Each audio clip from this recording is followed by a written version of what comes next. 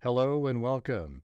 This is Grant Hughes of Grant Hughes Investigates on YouTube. This channel evaluates all aspects of true crime. As you are aware, videos and live streams in this genre often discuss elements of crime that may be disturbing to some viewers. If necessary, take the precautions needed to avoid these feelings. Factual information related to cases is the key to fostering rational true crime discussions. Fortunately, you will find that here. Please hit the like button only once, share the video, and subscribe if you like my content. Thank you very much for watching.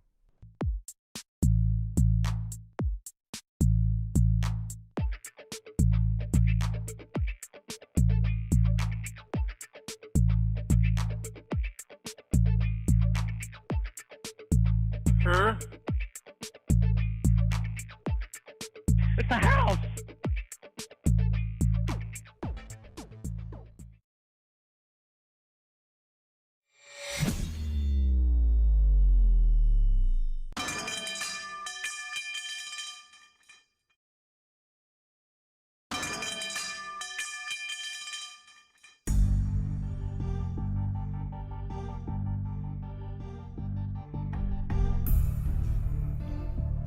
What's going on, Freakazoids? How's it going, everybody? What's wrong, Alley Cake? What happened? What happened, Alley Cake? You look so sad. Oh, okay. I was like, what is that? You're always the happy person. She removed the frown. Oh, you can't hear me? Oh. What do you mean you can't hear me? What do you mean? Testing. Oh, they reduced the audio. Okay. Ah, jeez. Every time you go over to these. Yeah, look at that. 45%. Testing 1, 2, 3. There we go. God. I hate those. Every time you use something like one of the online streaming services, they reduce your volume like double. I mean, it's crazy.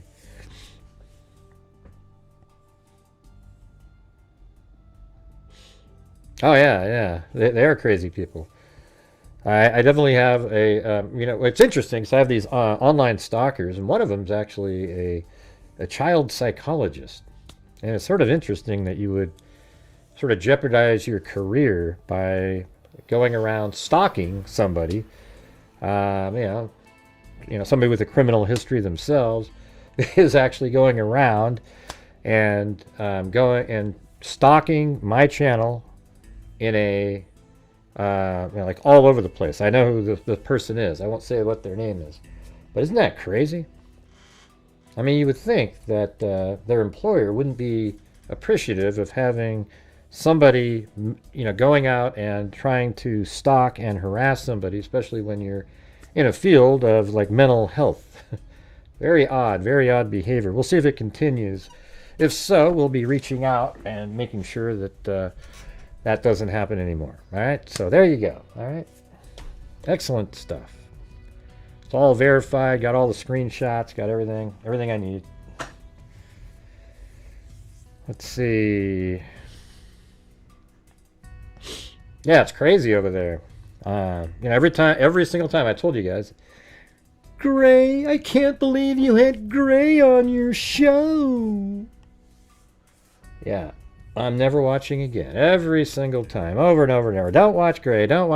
Anytime I get any sort of love from a larger media, they show up in droves, like a pack of just nut jobs, and comment over and over and over, no matter what somebody else says. Like, hey, great job, Gray. Yeah, if you like somebody who's doing blah, blah, blah, blah, blah. It's amazing, Right.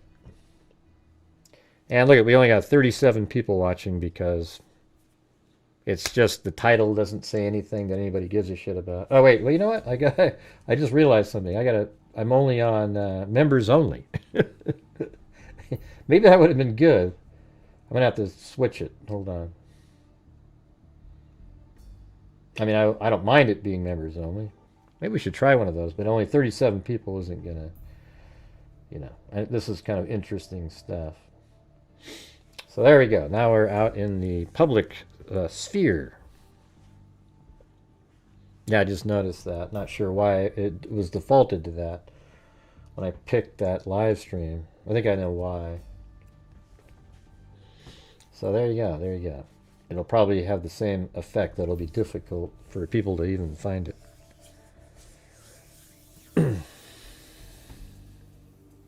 Oh, it was cool. You got a few moments there. Yeah, you know, like for example, you know, Lisa Valenzuela and Kay Miller, you know, the lady that's in here sometimes that supports the channel. She was in there, and they just attacked the hell out of her because their goal is to try to make it so that I can't make an income on my channel. That's what their goal is. They don't want anybody supporting the channel. They don't want anybody doing anything because they don't like me. All right. But when I do these shows, I ask for the support from you guys watching it on a nightly basis because you guys are the sole source of the income that comes in. There isn't any other revenue of any kind. So when I'm sitting here doing a 3-hour show, it'd be great if you tipped the channel or send in super chats, buy channel memberships for other people, etc. I don't think there's anything wrong with that at all. You know, and they don't like it when I ask for that because nobody else does, and yet they do. They just do it differently. You know, I'm just saying, I just need your guys' support when we do these shows. All right, so there's, look at that, like Nate Campbell right there, just got a channel membership for somebody.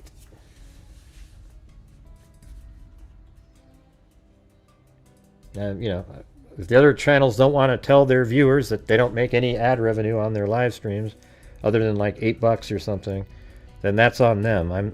I'm just telling you, to make the live stream viable, I need the support from people watching it. Hey, we'll do whatever we feel like doing, KW86. All right? Whenever I feel like talking about it, that's when I'll get to it. If you don't like the way I do the show, don't watch. All right? It's as simple as that. And I was on Court TV tonight. I don't know. I brought up the birthing hips thing. I don't know if the timing was very good. Well, he called him Frankenstein. And I said, well, remember how he said birthing hips? Look at that. Look at his birthing hips there. And I think it was sounded like this on the show. It was like just like that. So I don't know if it was that funny. I thought it was going to be funny, but I don't know. He said Frankenstein, so I thought it was a good time. I don't know if it came off very good, and I don't really care, you know. And then the camera pans down to the ground. Oh, hold on. Jesus. The camera panned down to the ground, and it showed like this was on the ground.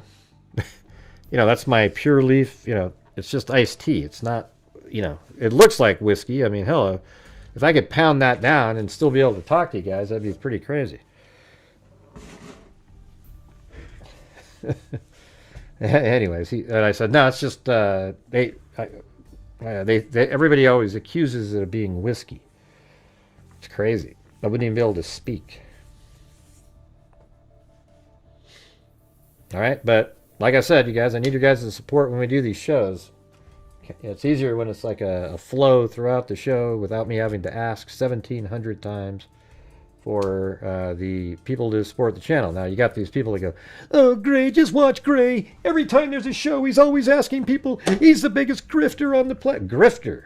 I mean, isn't that incredible? I make like 2 videos, and I'm spending all my, you know, like 2 videos a day. I do live streams every time. I'm out there looking for information, gathering, collecting, putting things together. And yes, I'd like to make an income when I do all this stuff. This is my work here. All right? It's such a stupid, I'm not sure what that means, Matt. Nobody knows what that means. Let's see. I'm headed over summer. Like, what does that mean? What does that mean, Bruce? Oh, okay. That you're going over to house for taco night. There you go. Hey, thanks, Amy 007. Mm-hmm. I don't know what that means. I mean, I'm not sure what you're trying to say, Matt. It's just, don't call gray dark side. I don't even know what that means. I mean, what is... I have no idea what that means.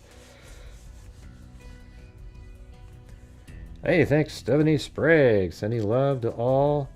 Will watch the replay when I can.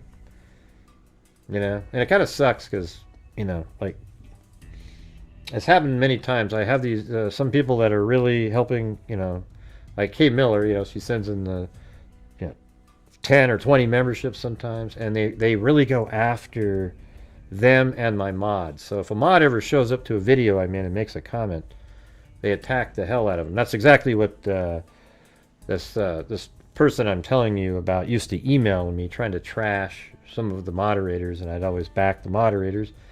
And you know, I always wondered if she was actually sort of just always trying to get in a foot in the door, but always I don't know, it was weird. Anyways, thanks for Wild Bill Wassman there and Stephanie Sprague.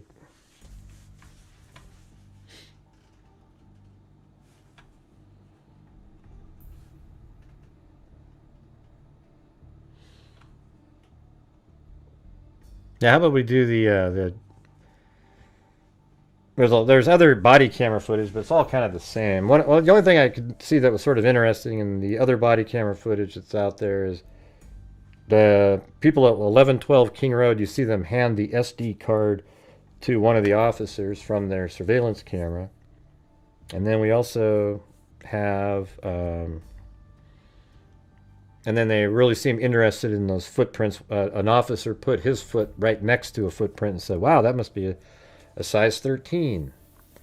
Something like that. But we also have Hunter, you know, Hunter's interview. You know, HJ, I guess, is what the initials would be. Megan Kelly. Man, you mean Ashley Banfield? Is that what you're talking about? If I was on Megan Kelly, man, my channel would have took off like a rocket. I'm not surprised because you're always factual. Do a wonderful job. Yeah, so I felt dumb when I said, "Oh yeah, he's got birthing hips." I just thought it was funny because he called him Frankenstein. I thought that was a good time, but yeah, whatever. That's not my thing.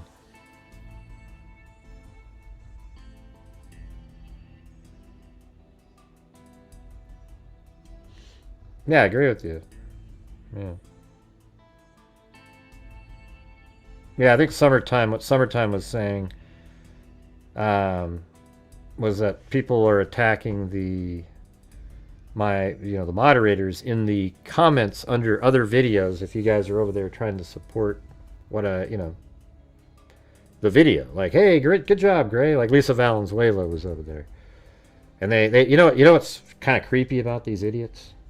They actually write down and take notes. Who's who, stuff about their personal life, anything you might be saying, and then later on they blast you if you show up somewhere. They're really, these people are sick people, and they don't seem to realize it,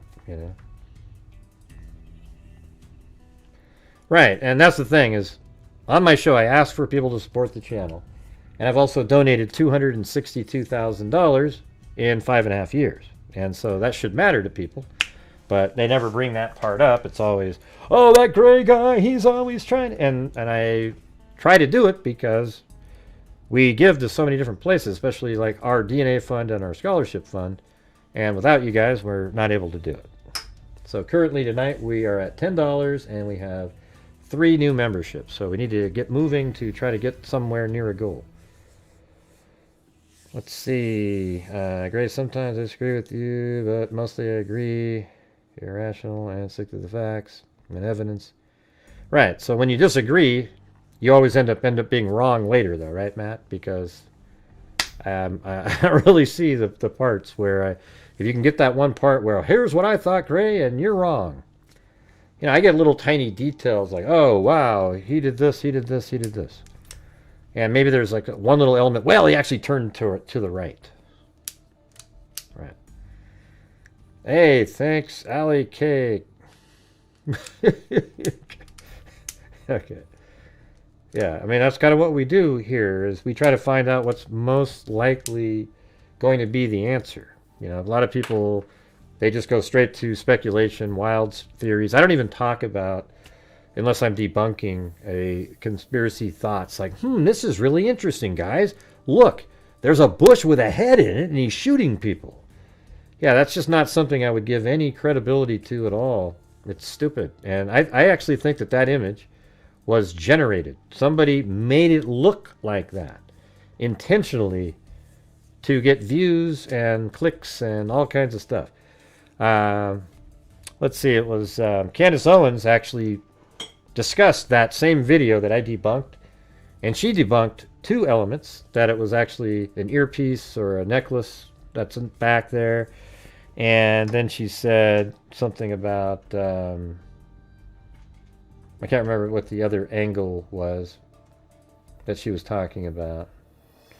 But there's two different elements she said. But she stopped when she looked at the little bush with a face in it and said, this is really interesting.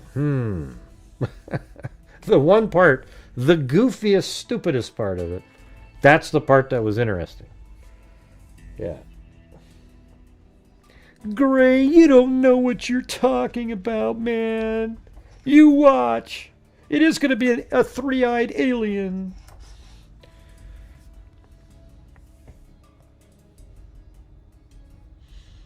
I know some people will be offended, but Candace fans I call cantards. Well, they are pretty crazy, I got to be honest with you. Candace Owens is, I mean, she presents it so calmly and sharply that's what's scary about her, is that it convinces people, and it's just garbage. I mean, complete nonsensical, and she'll never get it back. Like, as soon as she's proven completely wrong, nobody will give a damn that she was wrong the whole time. They'll go, wow, that was, great job, man. You were just really investigating, and you were just trying to figure out what was happening. Good job. And that's not true. She's just capitalizing on the sensationalism angle and how that absolutely, you get so many more views. Millions of views she gets. Hey, thanks. Boo and Honey became a new channel member. Then we got Mushy Mystic. Some theories are counterintelligent. Ba-dum-bump. And then there's Tater. Hey, thank you. Response every time she's debunked. All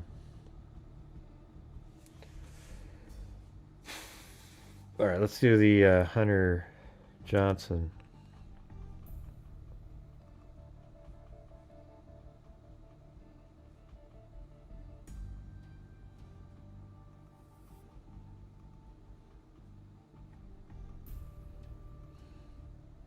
I'm not really even sure what I was supposed to say. For me, it's like, I was on 3 different shows. I was on Court TV, Law and Crime, and Ashley Banfield. And it's like I'm saying the same thing each time. And these people in the comments, they say stuff like, Gray thinks he solved the case with this. And I go, no, I didn't. This is all it is, everybody. Listen to this. I filed FOIA requests. And I was being a squeaky wheel. I would just keep contact. Hey, is there any chance I can get this? It's all right. Well, somebody already bought this one. Yeah, these are available. Looks like you've already requested that before. Maybe if we do this. And I was able to get the surveillance footage. And I thought probably other people already had it. And I put it out there. And lo and behold, nobody had put it out yet. So then all of a sudden, immediately, I mean, it's amazing. They don't remember your name 90% of the time. But as soon as I put that out, I got, Ashley Banfield's team reached out, and then, I think Court TV, they wanted to get the footage, then they had me on, and And I was on Law and Crime with Anjanette. And it's like, I didn't say I solved anything.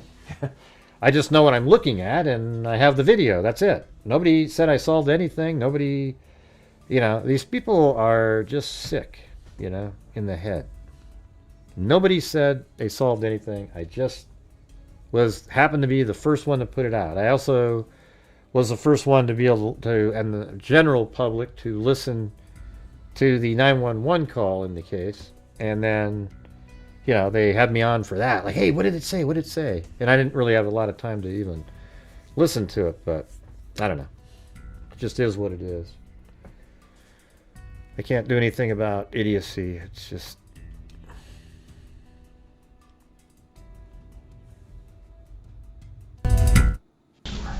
All right, here's the Hunter Johnson. Hunter.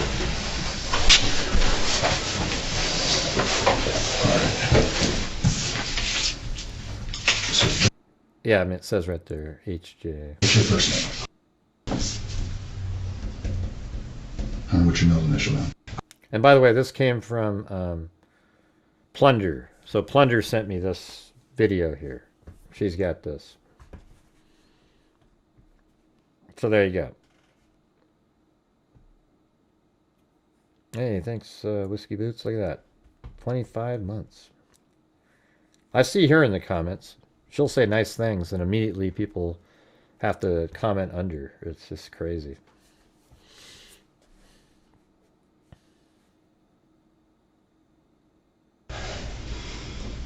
And what's a good phone number for you? Now, hopefully there's something in What's here. good I address? haven't really listened to it yet. This part. Everything's redacted. Okay. So you do not live at the house, right? No. Okay. So what do you got for me? What do you know? It was like right around noon, maybe just before then, and called my girlfriend that she thought something was not right in her house, and she heard and saw a man in their house last night, and she wanted us to come over to like make sure everything was okay, because they just locked themselves in I think is what they said. And so I was the first one to get over there. I left pretty quickly because I just wanted to make sure, and I got over there and I walked up the stairs, and I immediately went into Xana's room, which was the only room I went into. I went up the stairs, saw them.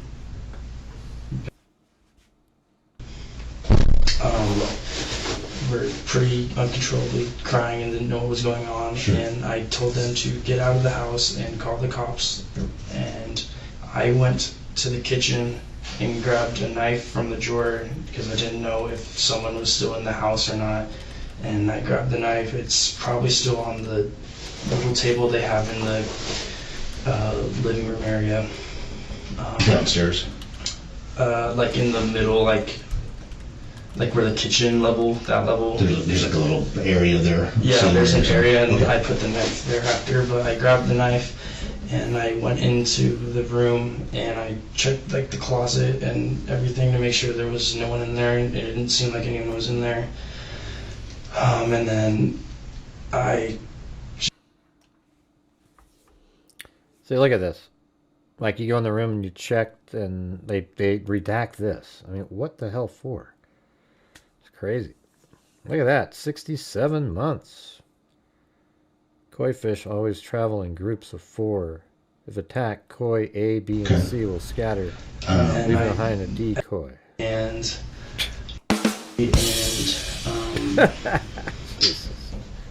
shoot, look at his name. Sorry, this is just a lot. What's his name? That's his name. They all came into the house. They were coming up the stairs, and I told them, get out. They do not want to come in. They need to get out. And that's when you guys roughly showed up around the scene, was when I told them to get out. Get out, okay. He's describing the crime scene. Came and I showed him where I saw them, And he just said, stay where you're at. And I said, okay. And Yeah. I didn't know if there were any more people upstairs. I didn't go up there. Okay. The cops came as soon as. What, did you go to the party last night? No. Okay.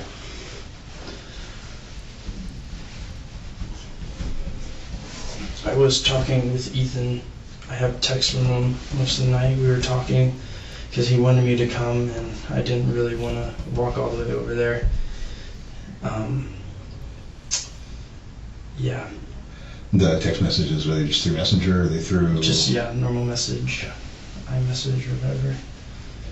You got your phone on you? No, I didn't go grab it, though. Where is it? Is it It's just in there.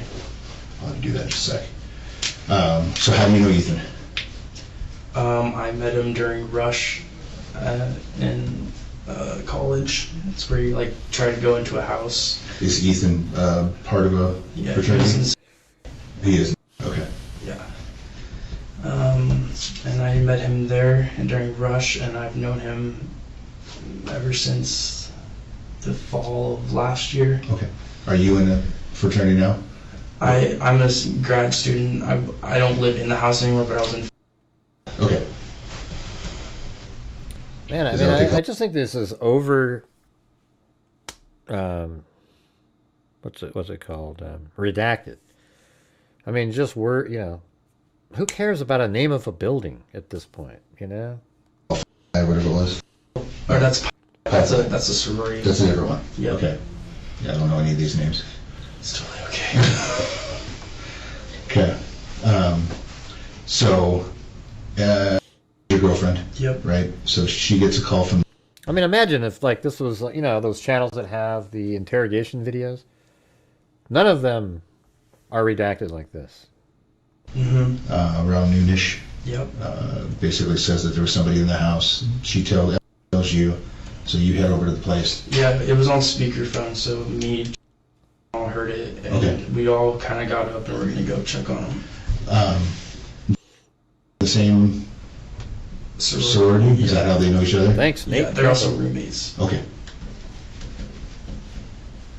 And where's is he He's Jason's? in a different, he's in a fraternity, but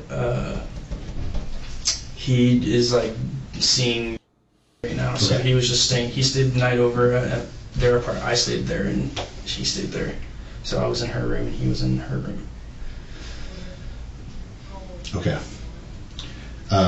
What time?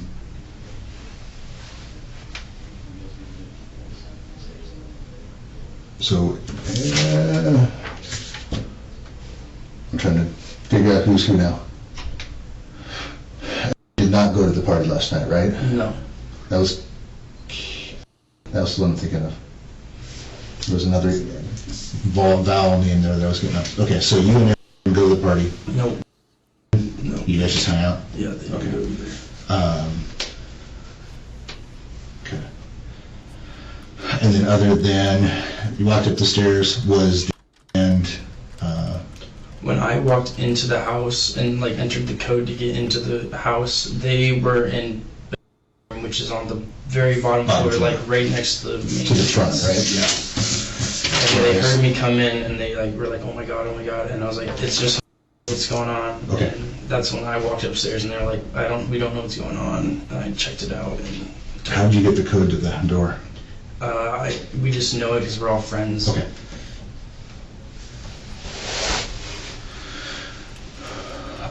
When was the last time that you were over at? The last time before today was yesterday. Okay. And what were you doing over there yesterday? We were pre-gaming the football game for the Vandals. Gotcha. Was anybody there? No, she was at work at the football game.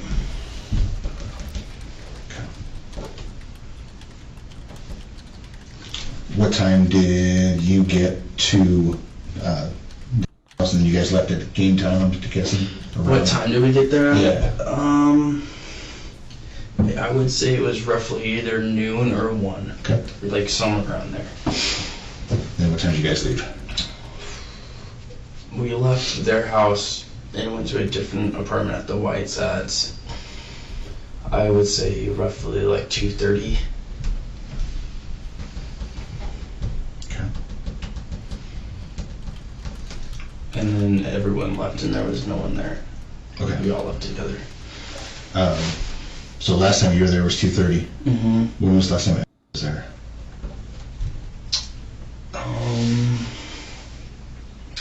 The night before. Okay. Like the night before yesterday.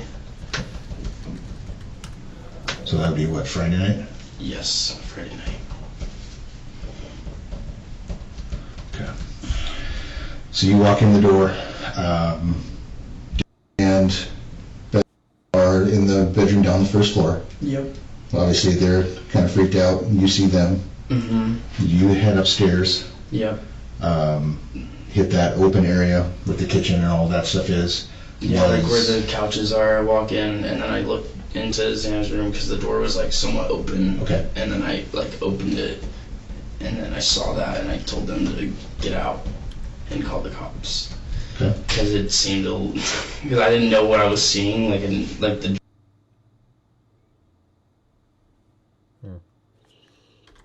It's just redaction.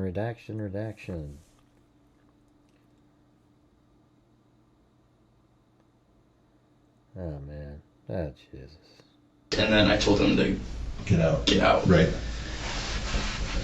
Anybody that you know that has it out or has a problem with Ethan and Xana? Man, that Joseph Morris fool is back at it again. Oh my God, he makes what disgusting. I don't know how he gets away with what he gets away with. Man, unreal. How long have they been dating? Do you know? Has it been a minute? Yeah, they've been dating for a little bit. Hey, thanks, Gloria Batari. Okay. I want to say they've been dating. They were dating for like, I would say 8 months, Okay. probably. No problem with Xana's ex or with Ethan have an ex? He did, but she doesn't go here. Okay, so they're not anymore. Okay. Sorry to hear that, Wally. I don't know anyone who would have it out for them. How well did you know Xana and, or not Xana, sorry, Maddie and Kaylee? I knew Xana very well just because we were all friends. Yep. Yeah, and we were all friends together and I've been friends with Xana for a long time. Maddie, I like could be acquaintances with. I didn't really like know her that well. I just saw her at her house every once in a while. I would say hi and have conversations with her. Okay. But I didn't really know her super well like I knew Ethan and Xana. Right. And then Kylie, I didn't know really at all. Okay. You weren't around to see anything, that's no big deal. Nothing on social media, nothing's been posted, nothing going on Thanks, there. Laura. I don't think so. Okay. I'm gonna go grab my phone, not my phone, my camera. If I Hunter can have your Johnson. phone, so I can grab some pictures of those. He's the guy that went into the house in the Idahofour murder case. He was the first person to actually go into the rooms and see the bodies, and then he shielded the basically Bethany Funk, Dylan Mortensen, and basically, I mean, them originally from seeing, and then they called 911, and then they went back upstairs again, but he went into the room again, and he told everybody to get out, and so Dylan and Bethany never really got to see the horror, which is good, because I don't think either one of them could. I think it would have devastated their entire life. It's already crappy the way it turned out, but I think just based on their personality, that would have been something that I don't know if they could have came back from. I mean, that would have just been horrible.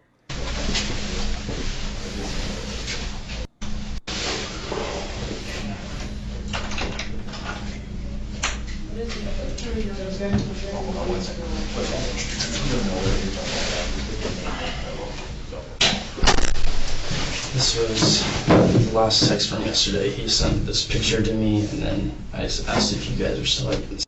And he said, "Yep, where you at?" Okay. This was Can I go back a little bit? Sure. Can you go with that? That's the afternoon. So that's him trying to get you to go to the party? Or is that him getting you? This part right here was to go to the pregame at their house. Gotcha. This was at the pregame, and then this was, I was asking about that party that night. Right. See, I don't know why I need to blur that much. I'm just gonna grab it. It's a cell phone picture that's These contact tiny. info. Yeah.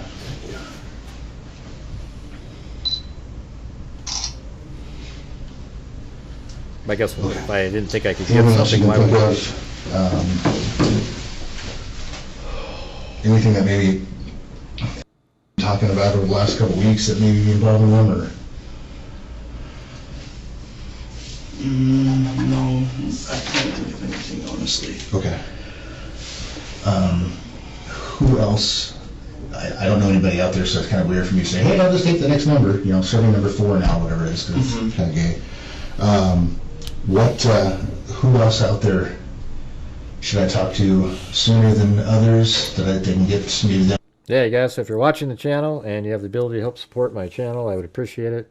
My channel relies on the generosity of the people watching to be able to, you know, make the income necessary to be able to do all the stuff that we do on the side and keep the channel going. So currently we are at about 1/7 of a normal nightly goal. So if you guys are out there, anybody out there that wants to support it with the gifting of channel memberships, etc.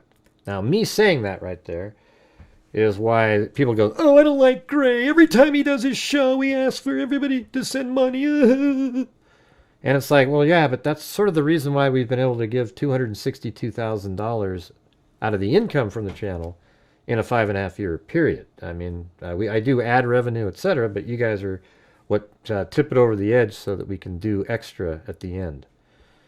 And so I know you're probably not, it's just going in one ear and out the other, what I'm saying right now, but I need your guys' support to support the channel. Thank you. On their way and going to their... You already talked to that, right? I'm pretty sure someone already talked to I think her. so. And then already talked to. Yeah, I talked to Dylan. There's the are Ethan's twins.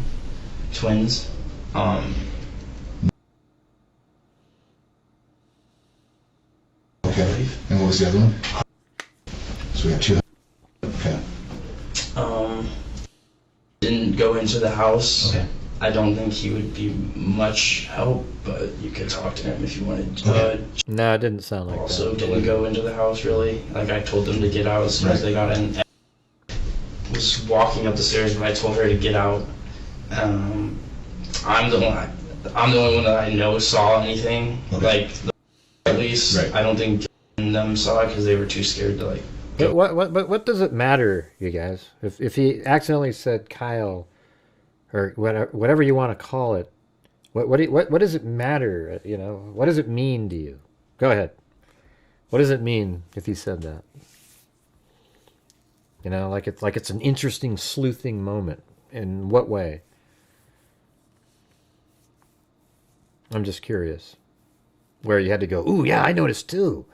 What do you get out of that? Check it out. Okay. Okay. And I will have to see if I can talk to them. Or both. Yeah. Okay. Okay. Right. So just kind obviously, if there's anything it just that creates comes rumor up, pops up, and with speculation and crap. Kind That's of what event like happens. this that's traumatic. A lot of times things will just kind of get tossed around or whatever. So if something pops up later on down the road, you know, obviously give us a call, give us a shout. People end up regardless of what it is. making a Sometimes it's deal just out staring of at it. some French fries and That's something what I'm come back saying. in. Okay. Or obviously, if you hear something pops up on social media, then call the department and let us know. Okay. Cool. Yep. Anything else I need to know? I don't think so. Well, I don't care if you don't agree, Olivia. I'm telling you the truth.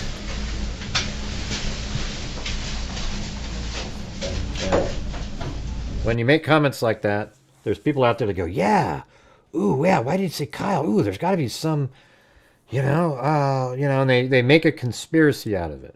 It's crazy. Right, there you go. See what Nate just typed in right there? That's exactly what happens. I've seen it so many times. It's crazy. I'm not saying it's bad. I'm just saying, and then once somebody followed up like, yeah, I noticed too, and then it's like, ooh, hey, maybe they're onto something. Maybe that means something.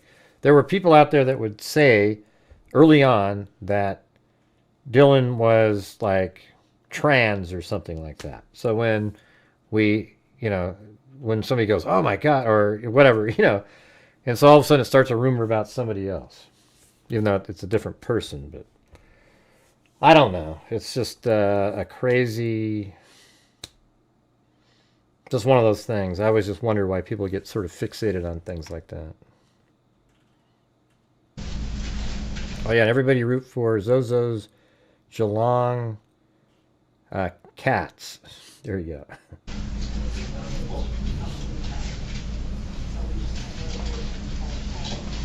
Yeah, that's what they say. And she probably didn't know Kaylee very well,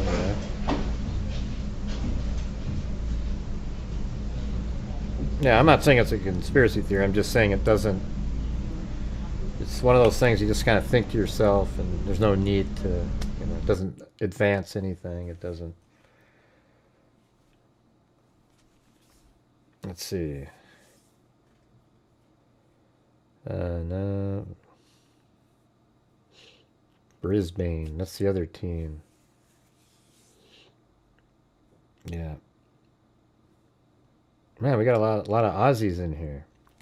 But hey, guys, we're still stuck at the exact same numbers we were at a few minutes ago. We only have 7 new channel members and $23.94. So we're way behind the numbers. So if you guys have the ability to help support the channel, we're already 41 minutes in, and we need a little bit better flow. So if you have the ability, I would appreciate it, so we can try to get to a goal somehow. I mean, we're not even close at this point. All right.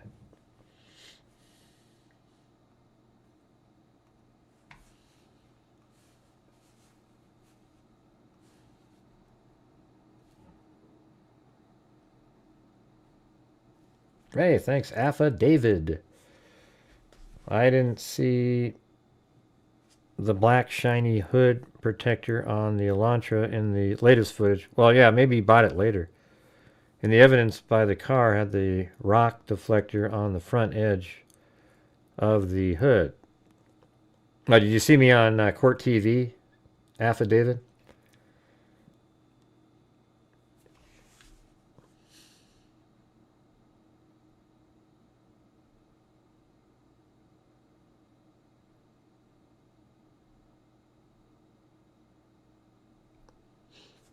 Let's see. FC receptor. Hey, thank you.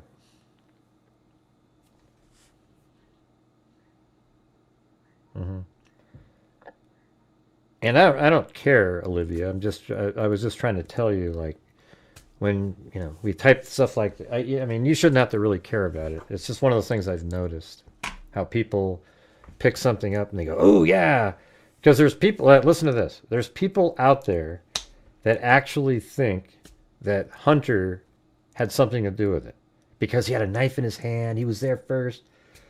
And then it's all of a sudden he doesn't even know. Ooh, wow, he didn't know the name. And see, that's what it turns into. So I'm just sort of hypersensitive. You didn't do anything wrong or anything. That's just what I'm saying, is that it leads to something sometimes with these crazy people. Maybe that's their fault. You know what I mean? Hey, thanks, Mushy Mystic and FC Receptor.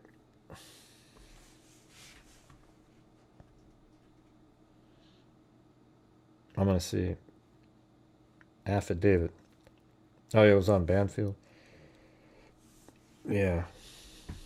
I think birthing hips went down like a lead balloon on Court TV. Looks like he's the one with birthing hips. Maybe it was sort of a self-reflection. I don't know. Yeah, it was like I had to say the same thing 3 different times. Like, what are you noticing here? Well, I noticed somebody walking in a door.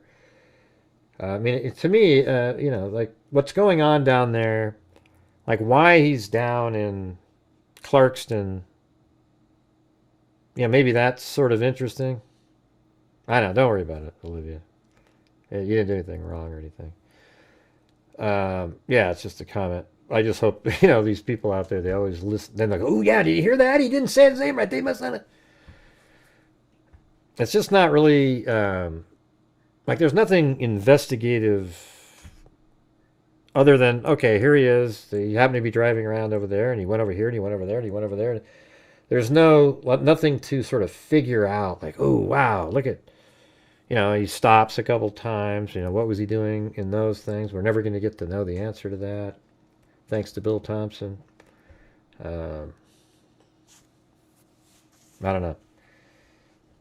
It's just...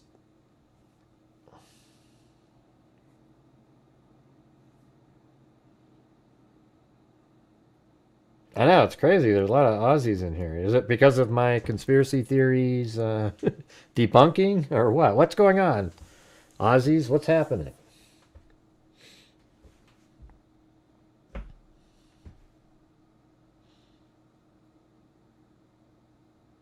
Nothing? Okay.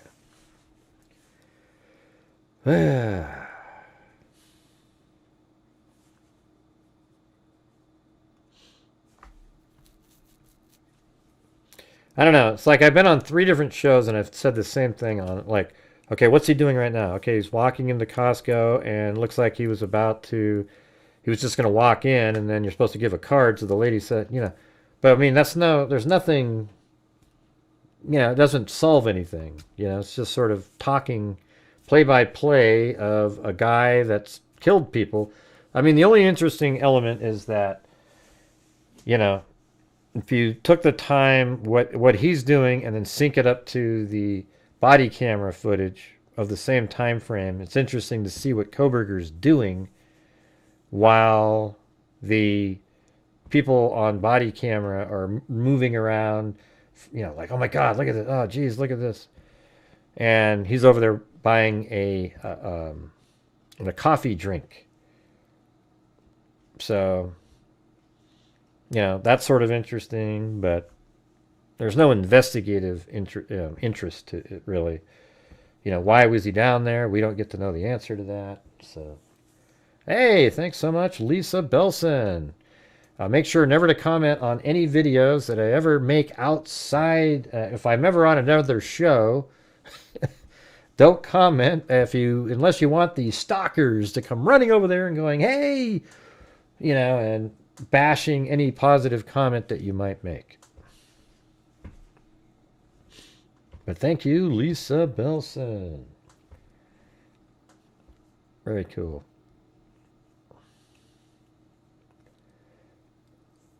I think I have seen her comment out there. Yeah, but isn't it weird when you have an actual child psychologist stalking your YouTube channel, probably breaking every oath that they have in their community, and then posting on another place using a pseudonym, and then they have a criminal record themselves. I mean, that's absolutely incredible, isn't it? I mean, that's unbelievable. I'm just wondering what their employer might think. I mean, I have it all totally documented. It's amazing. One step leads to the next. The fake YouTube name, and then the real name, and then the real name, and the actual work they're doing. Is crazy. I mean, imagine having your kid go to somebody like that. Whew. I guess we'll just see how it goes.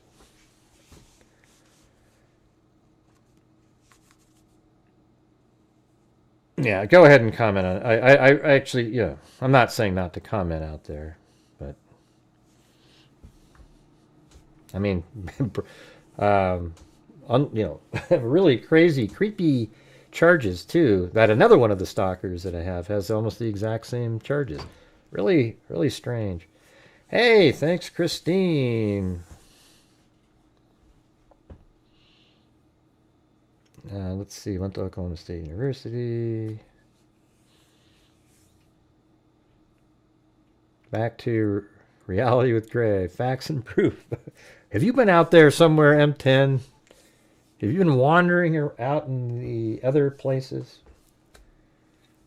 Yeah. Yeah, I actually know, though, who the person is and everything. It's all completely linked together, everything. And so it's like, what do you want to do? You want to keep showing up under every video that I make and harassing me, haranguing, getting other people to show up to join in with you? I mean, what a weird thing to do. And you're in a psychological field. I guess it's kind of shows you that a lot of times some of the people in that industry are a little themselves. Yeah, bunch of nutters. Yeah, does sound a little bit psychotic, doesn't it? Didn't show up for me. I will look again later. Yeah, I put a video out today that got like 1,000 views, and it was all the new surveillance footage. How is that even possible? Yeah. I guess we'll just see how it goes from here. If we can continue to see it, I'll have no choice. All right. Let's go to the next.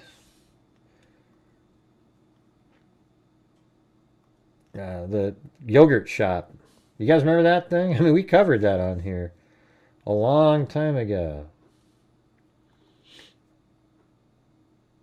And I'll just go to the newest article, and then we'll go backwards. All right, how about this? Right here. Who was Robert Eugene Brashers? What we know about the man law enforcement sources say committed the yogurt shop murders. Look at that, that's today. I mean, this is crazy. And the yogurt shop murders, they killed 4 young, like they were just working at a yogurt shop, and it's been pretty much like a cold case for years. I mean, I don't know if they considered it cold, but 1991, you're talking about 30. I mean, how many years is that? 25 plus 9, 34 years. That's you gotta refresh T. Hemingway. There's nothing wrong with the audio here. Yeah, so look at this. It says, law enforcement sources confirmed to KVUE on Friday that investigators believe the yogurt shop murders have been solved. Robert Eugene Brashers has been identified as the man who killed 13-year-old Amy Ayers, 15-year-old Sarah Harbison. I thought that 13-year-old just went there. And then 17-year-old Eliza Thomas and 17-year-old Jennifer Harbison at the I Can't Believe It's Yogurt Shop in North Austin on December 6, 1991.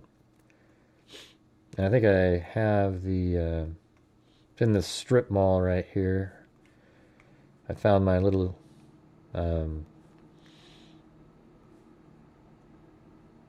folder in Google Earth. I think it was in this building right here. Beauty Bar Lounge. It used to be a yogurt shop. I have a full folder filled with all the different newspaper articles that we went over. On March 28, 1998, the bodies of 38-year-old Sherry Scher and her 12-year-old daughter, this is 1998, Megan Scher, were found in their home in Portageville, Missouri. Missouri officials said both of the Schers had been murdered and Megan Scher had been sexually assaulted. A partial DNA profile was developed from evidence. So this is 7 years after the yogurt shop. A partial DNA profile was developed from evidence at the crime scene, but the profile didn't have enough markers to be entered into the combined DNA index system commonly known as CODIS. In 1999, Brashers he took his own life, but his death was far from the end of his story. And he does even have a Ben Verified account. It's right here. Let's see if you can see it or not. Hold on. Yeah, see? Robert Eugene Brashers, 40 years old at that time, and that was in 1999, and, has different addresses, etc. for him. Let me see what the last address that he had. He had 7 of them. That was in Georgia. Well, I guess we need to look at the one that was 1991, right? Let's see. This might be it. In Alabama.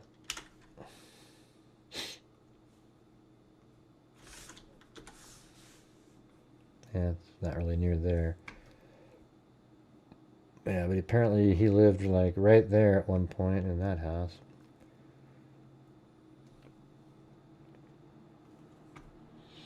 All right, let's not do the massive lull situation. We got to try to get to the goals. If you have the ability to support the channel, that would be awesome.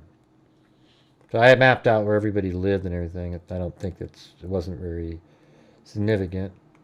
That's right here at the yogurt shop.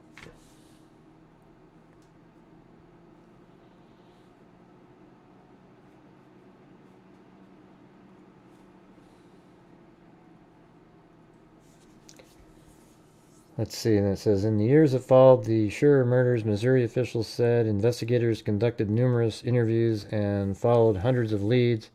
The case was also featured on America's Most Wanted. Hey, thanks, M10, which is a sniper rifle. Believe it or not. Let's see, let's see. Or maybe that was an M21. Now I can't remember. Maybe it was M21. Shoot. Where were we at? Okay, then in 2006, significant advances in DNA testing led evidence from the Sure murders to be resubmitted to the Missouri State Highway Patrol's crime library. A full suspect DNA profile was developed and entered into CODIS. Wow, so they had a full DNA profile of that Sure murders.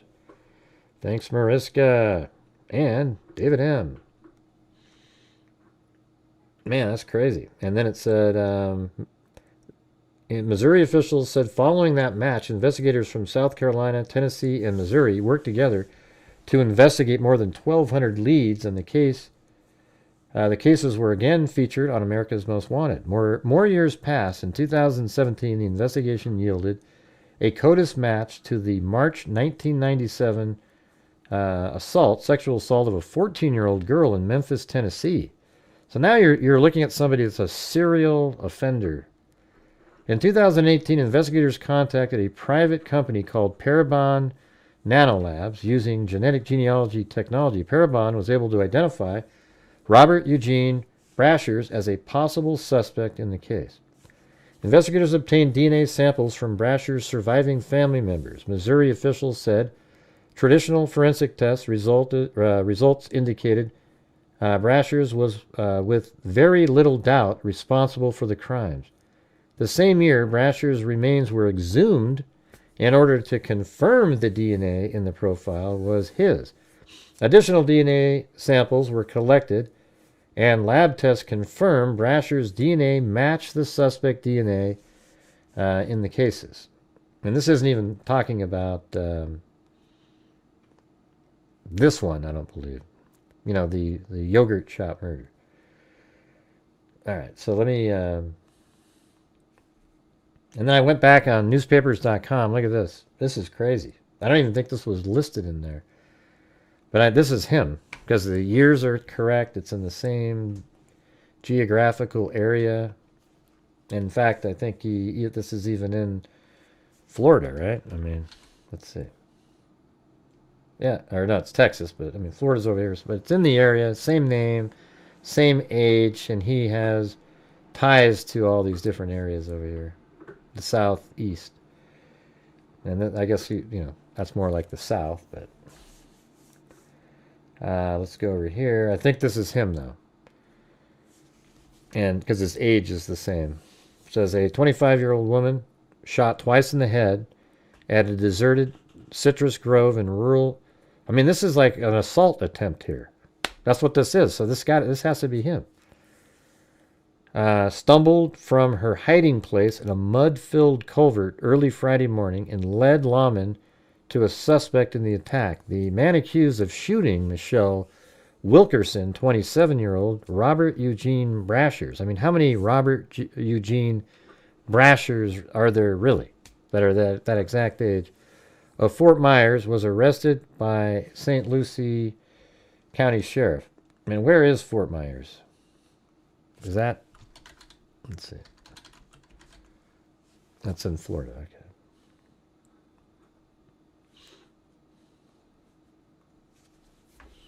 And thank you, Ralph K. David, and this account. Appreciate it. Very cool. Wilkerson shot once in the side of her left eye. Wow. That's crazy. Let's see. So it says Wilkerson shot once on the side of her left eye and once just below her right cheekbone. Was listed in serious condition Friday night. She's very lucky to be alive. The incident began when Wilkerson accepted a ride. I mean, this is him, man. In Brasher's four-wheel drive vehicle about 1 a.m. as she was walking along US 1 near Citrus Avenue in Fort Pierce, Kramer said. Brasher's is accused of driving Wilkerson to the Old Spikes Grove near the intersection of Shin and Okeechobee Roads, where he punched her several times and dragged her from his car. Wilkerson managed to escape from her attacker after she was shot in the left side of the face with a small caliber handgun, probably a .25. But the assailant tackled Wilkerson as she was attempting to flee and shot her again in the right side of her face, just below the cheekbone, Kramer said. Wilkerson, who Kramer said weighs about 90 pounds, managed again to escape by crawling into a 13-foot-long drainage culvert. Man, she just wanted to live. Tire tracks, including some in a circular pattern, indicate Brasher's apparently drove his car through the grove in a fruitless attempt to locate the woman, allowing the attack, Kramer said. The evidence indicates he was driving around frantically trying to find her. The Fort Pierce woman remained hidden in the mud-filled culvert until she believed Brasher's had left the deserted grove, Kramer said. Man, isn't that is creepy. Let's see if we can see that grove there. Let's see. So it was in.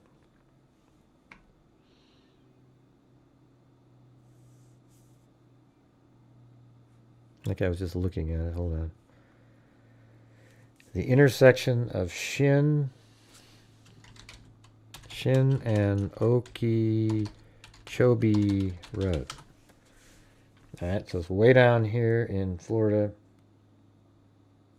And it's amazing because sometimes you can still see, you know, the culverts still exist. You know, we don't know how old this is though, but I mean, Okeechobee, is that other road still in existence? This is Okeechobee and the other one was Shin Road. Let's see where that is. So that's over here. Okay, so it's right there. And then here's water, and that's probably the culvert right here. Man, that's crazy. So she had to like get into the water with alligators and everything and crawled inside this culvert that goes underneath this road here to escape. That's crazy. See, like right there it said. Brasher's is accused, where is that? Right here. Wilkerson, who Kramer said weighs about 90 pounds, managed again to escape by crawling into a 13-foot-long drainage culvert. And it was right at that intersection there.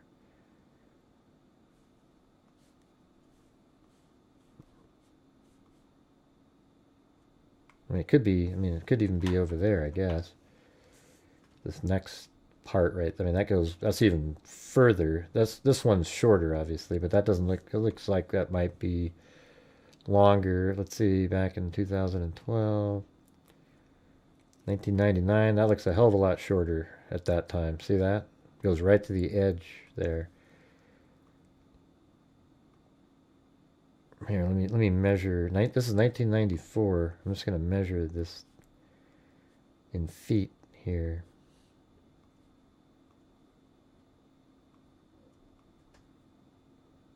That's like 30 feet. Maybe they're just talking about like one side of it, maybe. I don't know, but that definitely looks like the spot. And look at the rest of the surrounding. Kind of matches also what they were saying. It was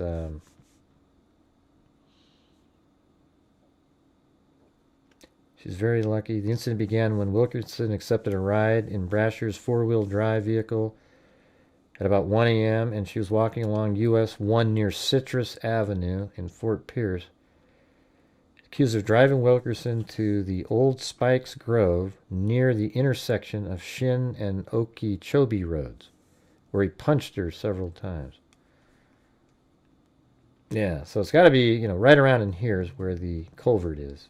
But anyways, that's Shin Road there, and this is the highway, so I figured it's probably right there. But, obviously there's probably more culverts that go around.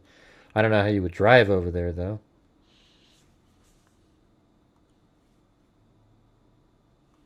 Are you guys finding this interesting at all? All right, we're currently at about 70% of the goal. So if you're out there and you have the ability to help support the channel, keep us going for the month here, that would be awesome. Thank you. Channel memberships are good. Super chats, whatever the hell. All right, so I have that article, and that was from 1985. And then there's like this article from 2018. So maybe this one would be interesting to go over if you guys want to do it. It's, it's reading again, but thanks, K-Me. The Greenville Police Department has identified a serial killer who, this is 2018, so he's even more of a serial killer. I mean, he killed lots of people, this guy. And he wasn't identified as one until here. So it's interesting, right? Like, this is in the paper in 2018, and then later it turns out he's the killer in the yogurt shop killings. So we got the Greenville Police Department has identified a serial killer whose crimes had puzzled investigators for nearly 3 decades. Greenville Police Chief Ken Miller identified now deceased Robert Eugene Brashers as Genevieve Zittrick's killer at a news conference Friday at Greenville City Hall 28 years after her murder. Brashers was identified through DNA testing, which is the first time the Greenville Police Department has made a breakthrough in a cold case through DNA testing. Zittricki, who went by Jenny, was 28 years old and recently divorced when she was found beaten. And look at that, he tried to beat that girl in 84 that we just went over. That isn't mentioned in any of the articles, though, that 84 incident. Recently divorced when she was found beaten and strangled to death in her bathtub at what was then Hidden Lake Apartments on Villa Road in 1990. So this is before Yogurt Shot. It's taken the span of her life for investigators to finally put her case to rest. Last year, retired police officers and law enforcement agents volunteered to help the Greenville Police Department investigate a list of cold cases that had been shelved for years, including Zittricki's. Friday's announcement comes as a result of law enforcement use of Parabon Nanolabs, a DNA technology company based in Virginia. The breakthrough was from tracking the DNA through genetic genealogy, which uses advanced DNA testing in combination with genetic analysis to establish relationships between relatives. Parabon Nanolabs was able to match Brasher's DNA with a relatives who had used GEDmatch. See, there it is. I mean, that's crazy. GEDmatch, a database that gained recent national attention after law enforcement used it to identify California's notorious Golden State Killer earlier this year. At the time of Zittricki's death, Greenville police said she was likely murdered in her bedroom before being dragged to the bathtub and submerged in water. A threatening message left on her mirror said, "Don't F with my family." That was just a bogus message to throw them off. Hey, thanks Wild Bill Wassman and Timothy Cecil. Look at that. Timothy Cecil, 61 months. What is that, 5 years? Thanks, Timothy. And Zozo was 67 earlier, so you're not too long after that. That's crazy. Let's see. Detectives were able to determine if the note was legitimate or made to... Yeah, so they were wondering if he just did it to cover his tracks. Zittricki's brother, Philip Dusich. Man, or Hedged, man, anybody want to give that a shot there? Hegedusich was her only family member, and the news conference speaking on behalf of their family for their gratitude to each of the law enforcement agencies involved in the case. I don't think it goes on to the next page, does it? Oh, yeah, I guess it does. Let's see.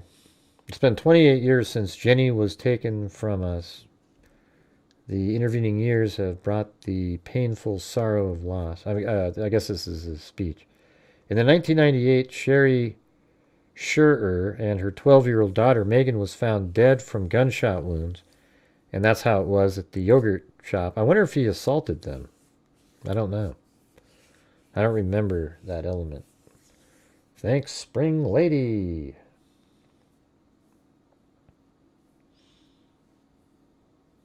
Let's see. Let's see. The death of a mother and daughter in Missouri in 1998, as well as the sexual assault of a 14-year-old victim in Memphis, Tennessee in 1997, along with a series of other crimes he had been arrested for between 85 and 99. And how come they're missing the 84? That's absolutely him.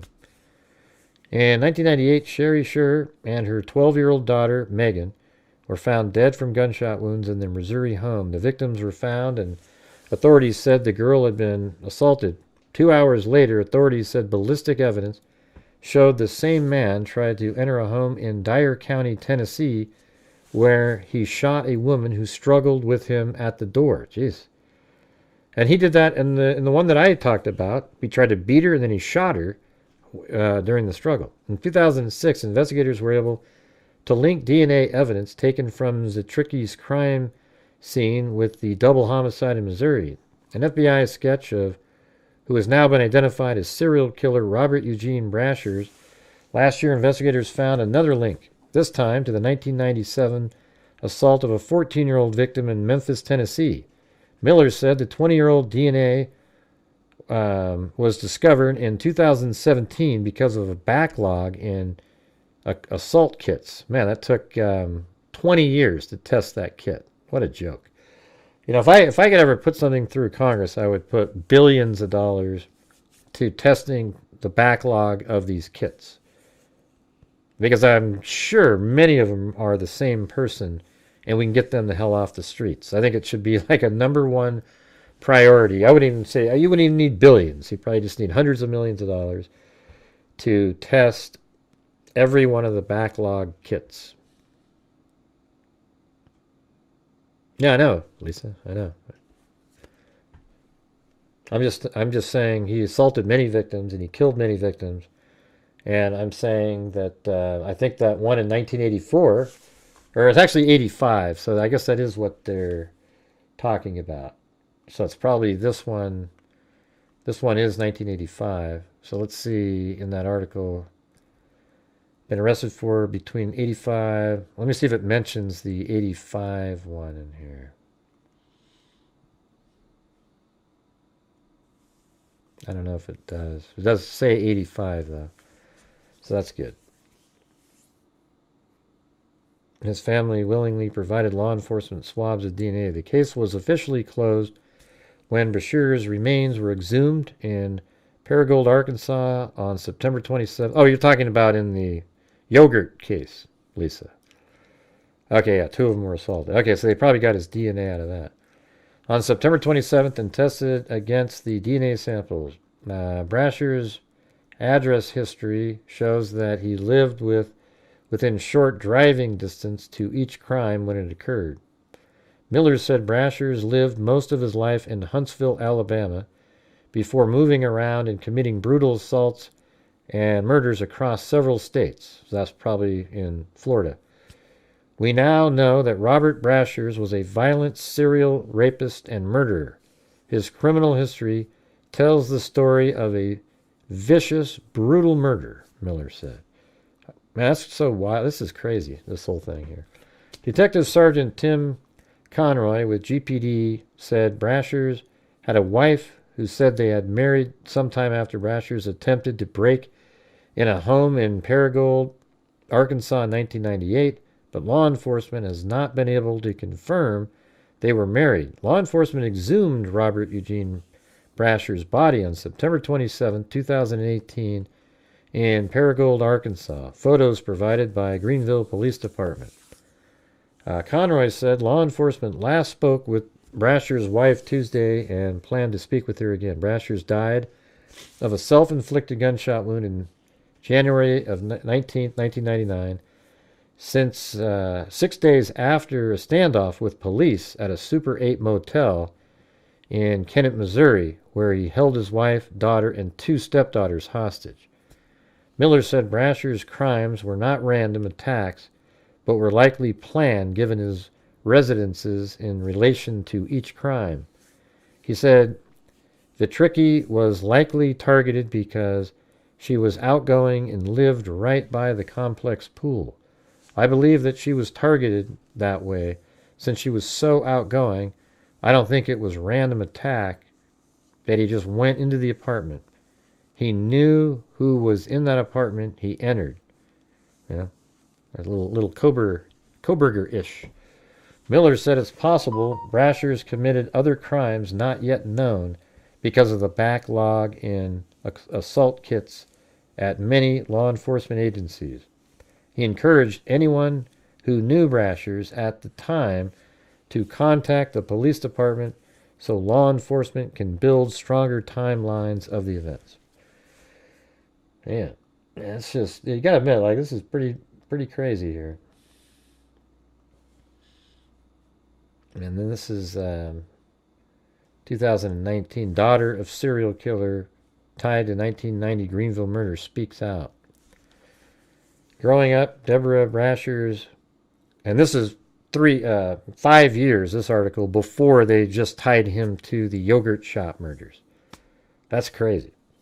I mean, the yogurt shop murders is one of those long-running, popular, every podcaster has gone over it, and then all of a sudden, boom, they link it to this serial killer. It's crazy. We lived with a serial killer and rapist, and I didn't know it. He was an amazing father. I mean, doesn't this sound like all of them? Dennis Rader's kid, They always say serial killers live 2 separate lives. Some live just to kill. Then there's others, like my father, who live in plain sight for years. The 27-year-old Alabama woman is coming to terms with the reality of who her father was while grieving over his victims, one of whom was Jenny Zitricki, a Greenville woman murdered in her apartment in 1990. The Zitricki case came to a close last year with Robert Eugene Brashers being identified as the suspect through a series of DNA tests and other means, including swabs provided by his immediate family members and the exhumation of his remains. Zitricki, who was only 28 when she was found beaten and... Hold a second. I think it's on the next page, that one. Beaten and strangled to death in her bathtub was only part of the story. Investigators determined Brashers was responsible for a string of killings, sexual assaults, and burglaries between 85 and 98. He was convicted of beating and shooting a woman in Port St. Lucie, Florida in 1985. That's probably the one we just went over. He assaulted a 14-year-old girl near Memphis, Tennessee in 1997. Then in 1998, he shot and killed a mother and her 12-year-old daughter in Portageville, Missouri home. I bet he did this way more than they've got him down for currently. I bet it's way more. What do you think? Hey, welcome, Hannah Whitaker. Is that how you say that? I've never seen it spelled like that. Or Whitaker. But hey, guys, if you're watching and you like my channel, if you feel like you want to support it, maybe buy some channel memberships for people, super chats, whatever you want. My channel relies on the people watching the shows to support it. We're Still not at a goal. If we get like, if we get 16 more channel memberships, I'll donate 5 memberships myself. All right. So that's kind of what the goal would be. Would be 16 more channel memberships. All right. Now the gifted variety. Found out in the 80s when we were in high school that her dad had an entire second family. Oh, that'd be pretty creepy. Yeah, this guy, he's killed a hell of a lot more. He was convicted of beating and shooting a woman. So that's the one. How long did he serve in prison for that? Obviously less than 13 years. How do you shoot somebody and beat him and try to kill him and get out, and you're already out again and within 12 years to do it again? You know, he probably got out of prison and in 1997, 1988, he shot and killed a mother and her 12-year-old daughter in Portageville, Missouri home. He also assaulted the child before shooting her. Jeez. Brasher's shot another woman across state lines in Tennessee that same day. This Sunday marks the 20-year-old anniversary of the day that Brasher's shot himself in a motel room during a police standoff in Kennett, Missouri. The family had been staying there when authorities spotted a vehicle with a stolen tag parked outside, and it led them to Brasher's room. Brasher's / Clonch, a 7-year-old who was in the room that day, and it says negotiators brought her and her family members out of the room before Brasher's took his own life. He died in a hospital days later. Brasher's Clonch spoke exclusively to the Greenville News earlier this month. Oh, that's the lady in the interview, Brasher's Clonch. She was only 7 at the time. Let's see. Earlier this month, to reflect on the cases tied to her dad and to offer condolences to the families of those impacted by his actions. If I was in front of them and actually talking to every one of the victims he ever hurt or their families, I would tell them I was sorry my family was the way he was. Let's see, my father was the way he was. He took lives away from people who done nothing wrong at all. He got what he deserves. He's burning in hell, she said. He is better off where he is than in person because of the simple fact of when you're in prison, you're still alive. These people he killed aren't.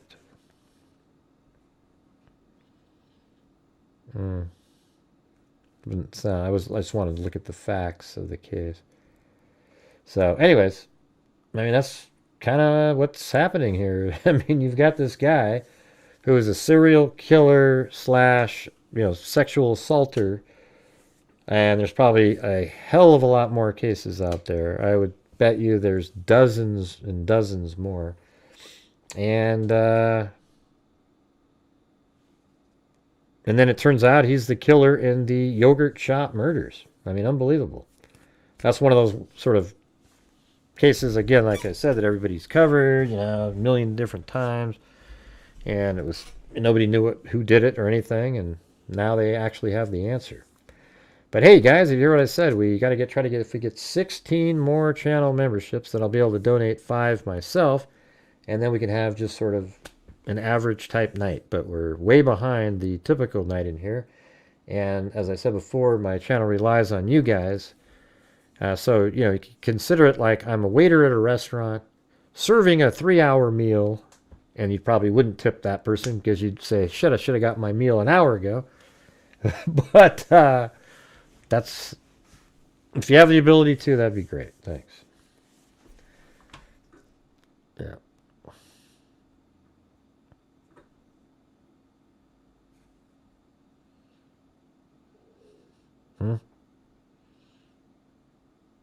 Let's see, I don't know what you guys are saying.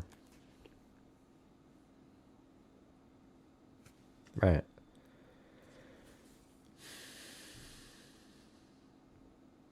Right, the daughter of the serial killer. Is that what you're talking about?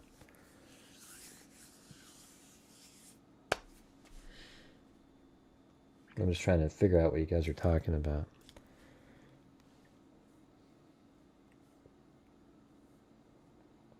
Oh, thanks, Mary and Peggy, for the coffees. And then we also have, who's this? Susie, Lisa and Susie, and then also Norbert on the PayPal. Thank you. But we got a lot of people's names in white in here. It'd be cool to get them to be channel members.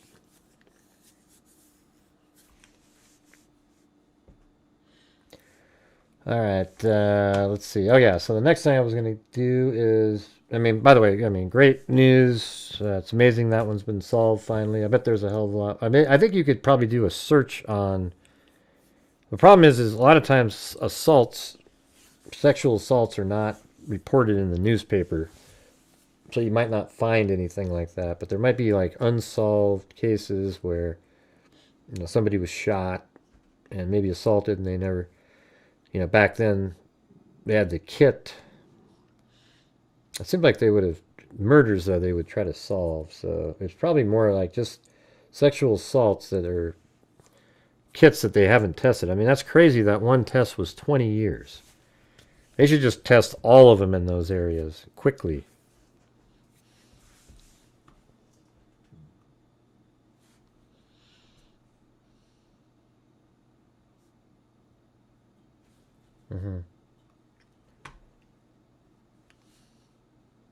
Man, I've never seen such a low follow-up on a challenge that I had. So maybe we'll have to try a different one. How about set it up on here?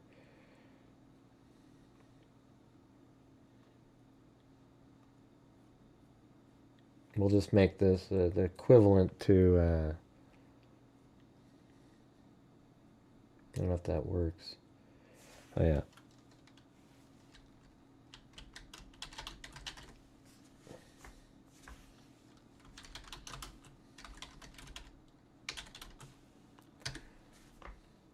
All right. I don't even know what it means, what I just typed in, but let's see if we can do this one.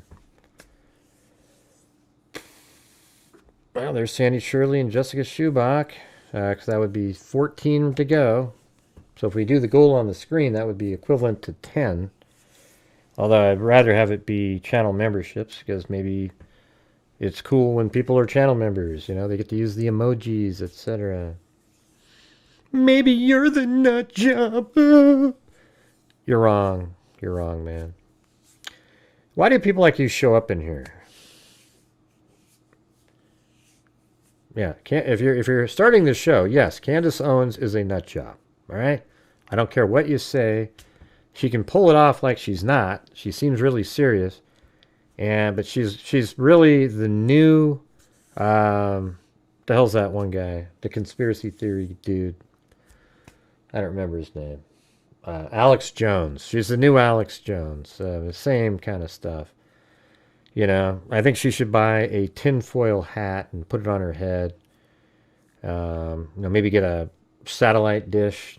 You know, try to, communicate with aliens or something. I don't know. See, it's weird when you watch her. It seems reasonable. Like, wow, that's really reasonable. Wow, that's so reasonable. But when you step back and you sort of picture what she's literally saying, it's garbage. I mean, just absolute, buffoonery. Oh yeah, they're definitely the DNA advancements are getting up there. They're making it, I mean, the FBI has some stuff that they do. I guess a lot of us aren't really, I mean, they have rapid DNA comparison tests they can just do out in the field, basically.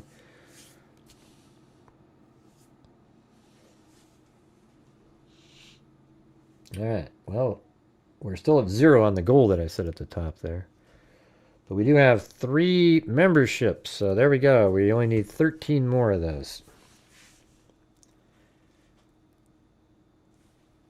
All right, so let's go over the some of these Tyler Robinson updates in here. Let's see what they're saying these days. In 2020, he was gifted a pianist with a glowing he was a gift. I thought he was like he was gifted a. What do you mean? In 2020, he was a gifted pianist with a glowing reputation and spotless record, attending a magnet school for brainiacs. Last week, he was called a troubled, full of evil, and estranged from his family. There are the messy and conflicting descriptions emerging of Lance Twiggs, 22, the mysterious transgender live-in lover of Charlie Kirk assassination suspect Tyler Robinson. So that's what Lance Twiggs used to look like. No. I thought of that in my head, M10, but I could control myself enough not to say it. Yeah.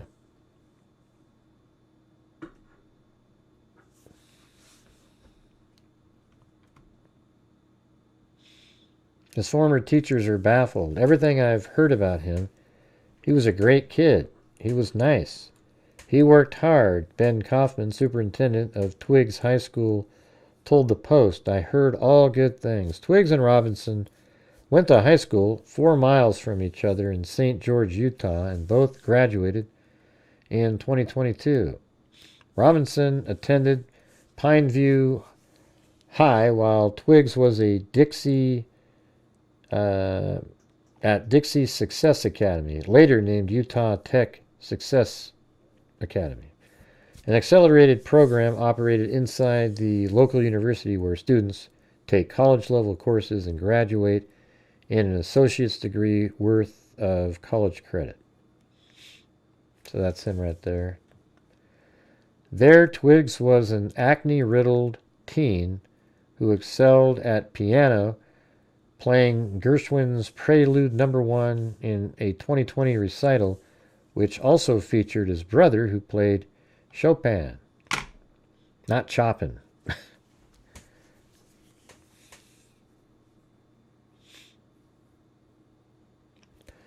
All right, guys, we need 13 more channel memberships. Hey, there's one of the goal attempts there. We got Christine there. Do they take DNA from... Yeah. My thing is this. This is what I've said for a long time, you guys. You know, right now we have GEDmatch, and it has, you know, a million people in there. And those are people that go, oh, yeah, let's put our names in there.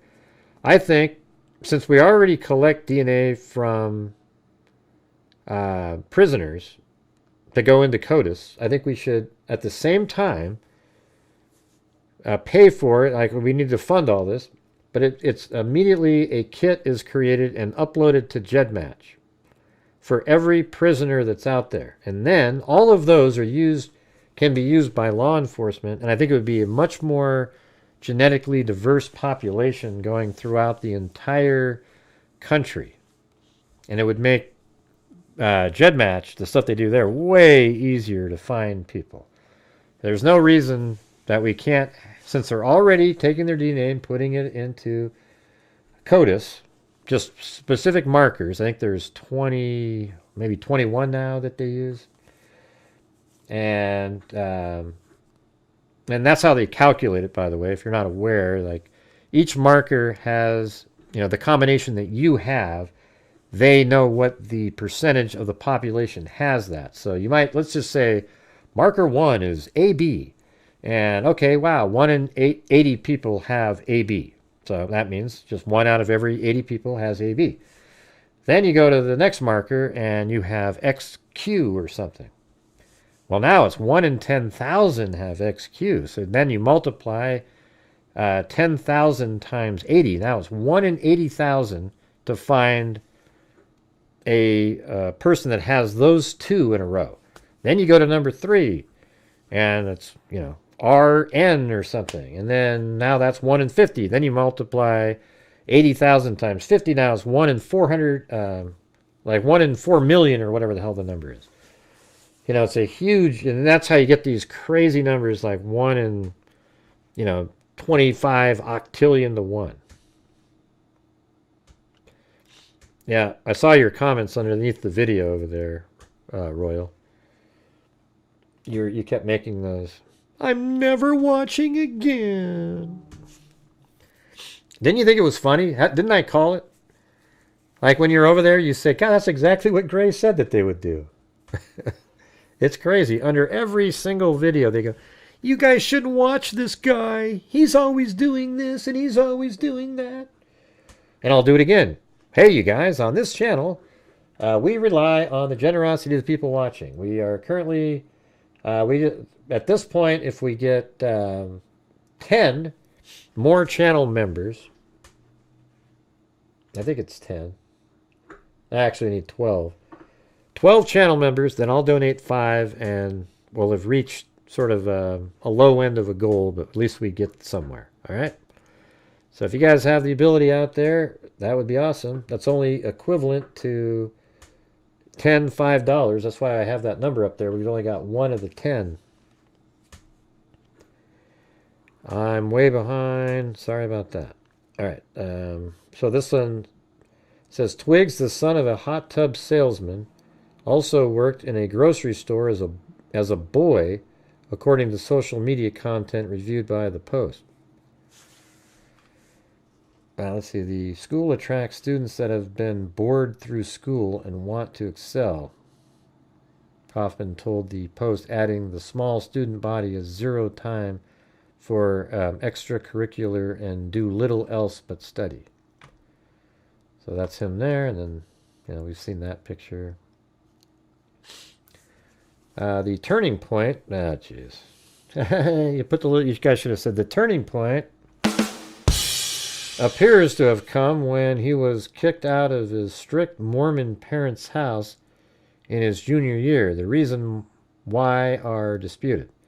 His father thought he was being respectful and was... You must have meant disrespectful and problematic. So they kicked him out. They said respectful. Why would you kick him out for being... Oh, wasn't being respectful. Never mind. So they kicked him out, Twiggs' relative alleged in an interview with Fox News. He was also using drugs and alcohol and was addicted to online gaming, the family members added. And then this is Tyler Robinson right there. A relative also claimed Twiggs changed and became more radical in recent years in another interview with Fox, saying he hates conservatives and Christians. He hated us. He was not raised that way, but over the years has become really detached and has been radicalized. Braylon Nielsen, 19, says after Twiggs became homeless, her family often took him in. Homeless, jeez. She claims the drug talk is spiteful gossip, and the real reason Twiggs was kicked out was for rejecting Mormonism. Well, now they're going to try to blame Mormonism.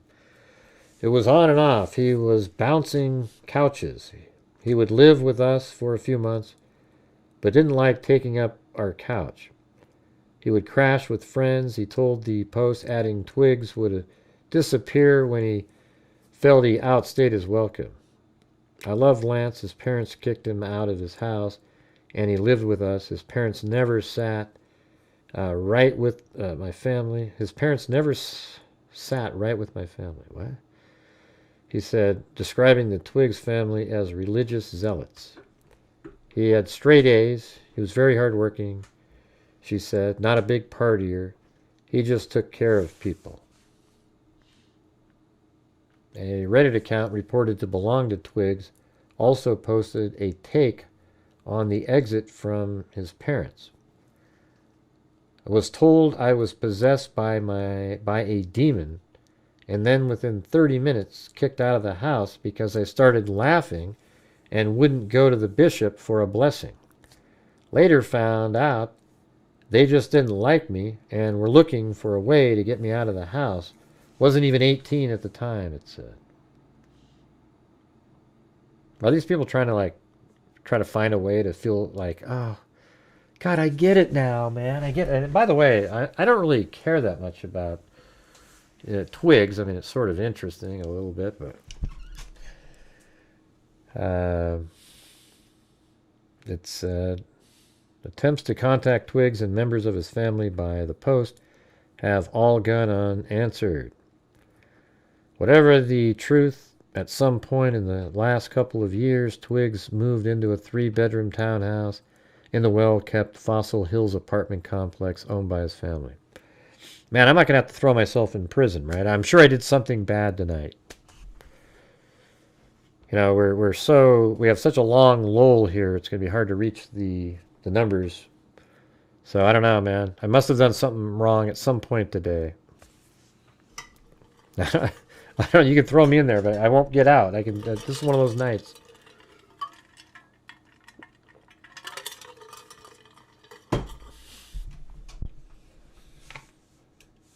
I don't know, man. Never say never. Which part? Do coffee shops really close at lunch where you live? I don't know, Janae. I said it'd be kind of stupid if a coffee shop closed at that time. You said that I'm baffled, just curious. Hadn't heard places like that closing. I'm trying to... Jeez. I know exactly what you're trying to do, Janae. I said on there too, but it would be kind of stupid to close at that time. I did on the show that I was on today on Court TV. I just said we don't know if it was closed there or not. That's all I said, Janae. And see, you're just here to be a troll idiot. I mean, you know what you're doing, okay? It's so obvious. Hey, wow, thanks, Lisa Belson. I guess that's what you were saying. Well, thank you. That's crazy. All right. Well, I guess we just need 2 more from the rest of you guys. Yeah, see you later, Janae. We know what you're doing. It just doesn't matter at all. You know what I'm saying? You're not interesting.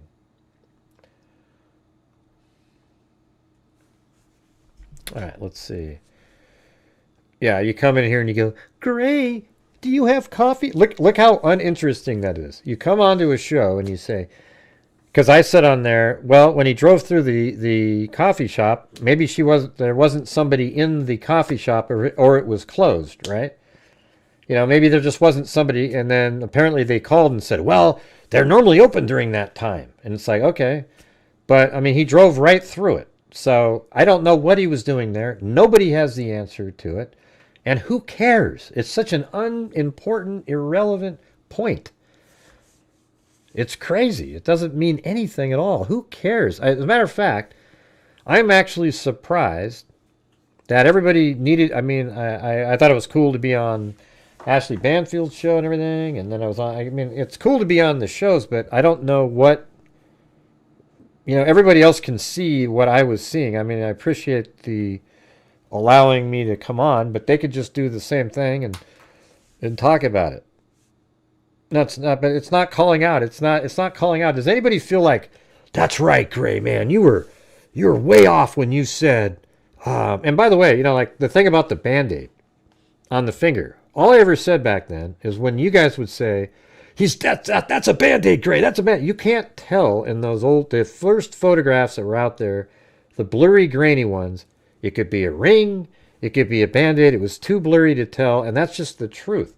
But I said it could be a Band-Aid.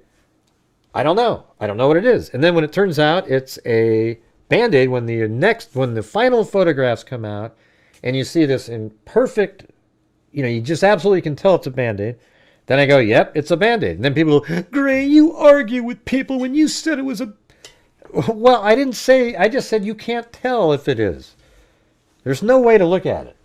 And yes, you're right that you guessed it correctly, but you can't tell that it was a Band-Aid looking at it. No, but when you make a mistake or say something wrong, you get bent out of shape. You get unhinged. It's funny. But I didn't say anything wrong, Janae. That was my opinion. There's nothing wrong with it. What I get unhinged about are people like you who just show up here for no reason at all and comment about something that's not interesting. It's just so weird. Is that the kind of life you have?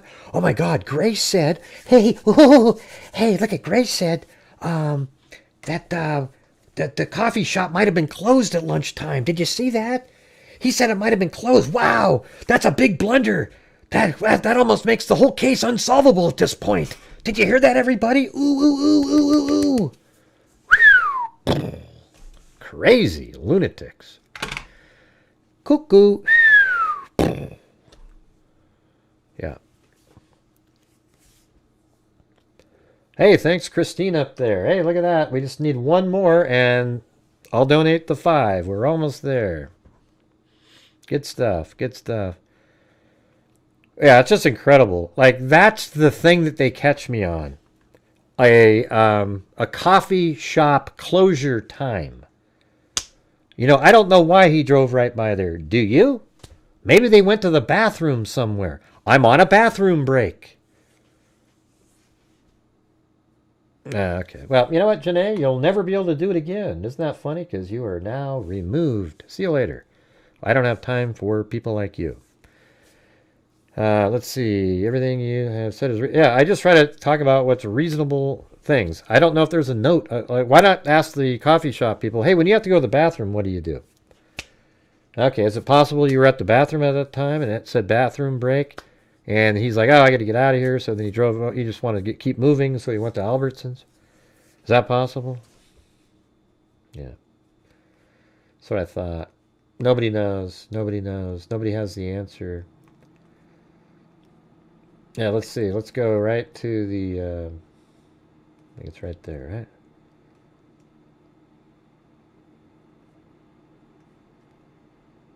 Is that it? No, right here.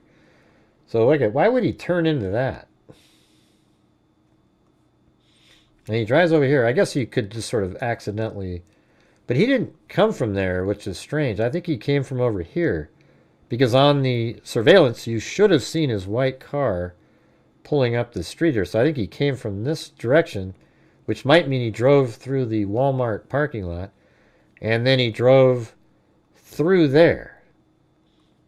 It'd be kind of interesting if I could back up and there's a sign on the door saying, bathroom break. This one says open. That would be funny though, wouldn't it? Hey, thanks, M10.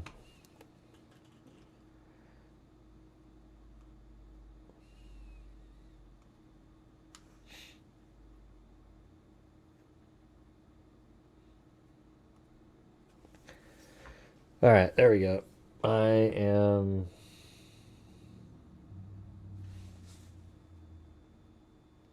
just got the 5 there. Yeah, who knows what they're doing? I mean, how does this person here go to the bathroom? Do you think there's a toilet in this little tiny Kate's cup of joe here? I doubt it. So they probably go, oh yeah, I gotta go, and they walk over there. I mean, obviously somebody has to take a break sometimes.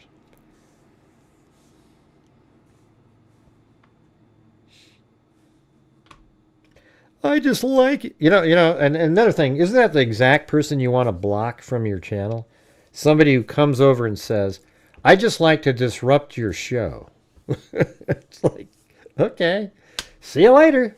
Thanks for admitting it. Yeah, it's a little tiny shack. I've actually driven through this parking lot. You know, maybe that's a bathroom right there, that building. Who knows? Maybe they were in that at the time. You know, maybe they went over here, went to the bathroom, and set a sign, be back in a moment. And he didn't want to sit there. Who the hell knows? And really, wow, it's so sleuthy. We figured it out. Right. After high school, Robinson had been away to Utah State University to study computer science, but dropped out after... one semester. And by the way, thanks up there, Lisa Belson. Appreciate that for helping out so tremendously tonight. Appreciate that. I did design it. After high school, Robinson had been away to Utah State University to study computer science, but dropped out after one semester. What a complete waste. He had a full scholarship. And returned home to St. George, where he enrolled in Dixie Technical College as an electrician. That's actually probably a smarter move, I mean, to go to a place like that. But at the same time, he had a full scholarship. Maybe he could have found something in that general area and paid for. Electrician apprentice, and moved into the same house as Twiggs. There was a third roommate, another young man, but He soon left, leaving Robinson and Twiggs together in the apartment for over a year. It is unknown whether the two began dating before or after Robinson moved in, but before long, Twiggs was boasting to friends and family that he wanted everyone to meet his new boyfriend, Robinson. Yeah. The pair appear to have become consumed with living in a fake online world of games and fantasies. That's probably what our buddy Raven's always talking about. At the time of his boyfriend's arrest on September 12th, Twiggs had listed his occupation on Facebook page as a digital creator, but his source of income remains unclear. One report claimed he worked as a plumber. He wrote online that he aspired to be a professional gamer.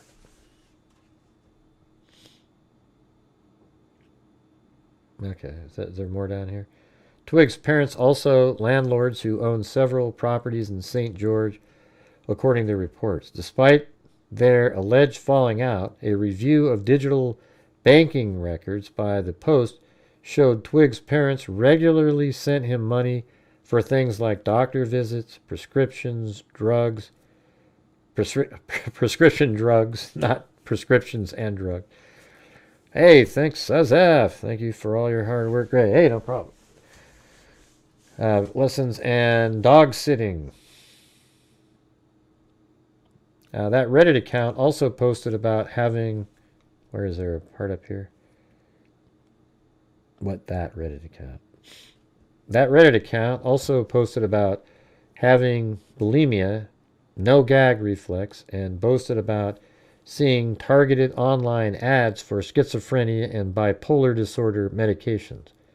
A portrait of Robinson, meanwhile, has emerged, painting him as having a bizarre fetish for sexualized cartoon animals known as furries, with the suspect reportedly having accounts on multiple furry sex sites. And I think that's the... Oh, and guess what? So if he has a fetish for that, and then we look at the picture of this thing, he probably had him dress up like that. Jeez. That's ridiculous. By the way, my son, he was working over at Albertsons, and this guy came in and dressed up like as a dog. Like there was a lady in there, and then there was a person on a leash, and they claimed that they were a dog. And they came up to the counter and asked for food, and he's like, what do you want? And like the person doesn't say anything. I mean, it's just, what are you supposed to do with this? It's crazy. A photograph of Twiggs circulating widely online shows him in a brown dog-eared onesie, the sort of I think that's what UWU stood for, or what was it? UWU, yeah. Yeah, I think it was something like, I don't know. What you know what would have been funny is if my son had said, "And what would you like, ma'am?" And she'd said, a couple corn dogs or whatever, and then he'd go, "Woof, woof, woof." And then she'd say, "What the hell are you doing?" He goes, "Well, I'm asking your dog friend what they want to eat." And then she'd probably get really angry. What do you mean? I think it's what was the error? Was it the U? Because they wrote OVO, but I think it's supposed to be U. I can't remember what the correction was. Did it say UWU before? Or I'll just find it. That might have been kind of funny, though, wouldn't it? If he had done that. It's just ridiculous. Gray, that's not cool.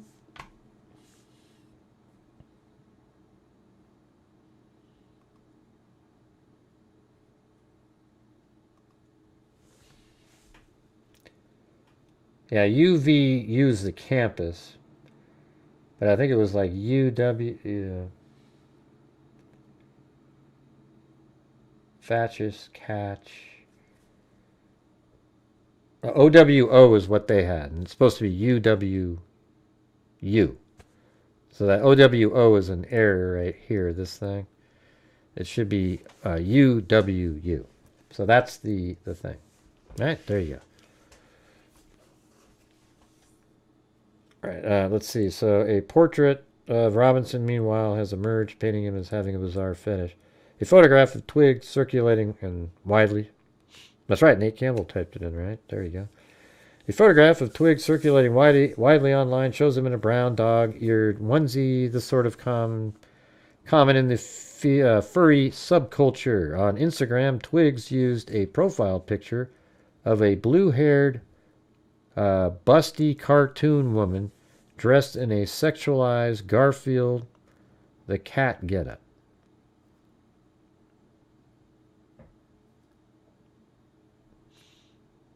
Robinson, also 22, was charged on September 17th with aggravated murder, among other charges. Court documents show him confessing to his lover in text messages. Twigs has not been charged with a crime, and authorities say he is cooperating with police in the investigation. His whereabouts are currently unknown, and neighbors say mail is piling up outside the fated lover's home. That's him, Tyler Robinson. One of the relatives of Twigs claimed in their Fox interview, I think Tyler got a whole lot worse in the year they have been dating. They are big gamers, and obviously they have that group that influences them as well as others. So that's the whole thing. You guys remember a long time ago when we were reading about, like, let's see, Stephen Stearns, and then Telegram and Discord and these different places that, you know, I just wonder, there's like these communities out there, and they were sort of egging on Tyler Robinson too. Robinson also expressed to his lover a grudge about his father's support of President Trump. Since Trump got into office, my dad has been pretty diehard MAGA. That doesn't suggest a grudge at all, actually.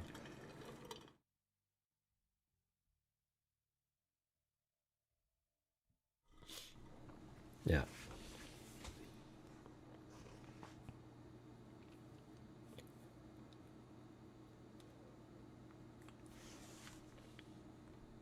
Now there's one article.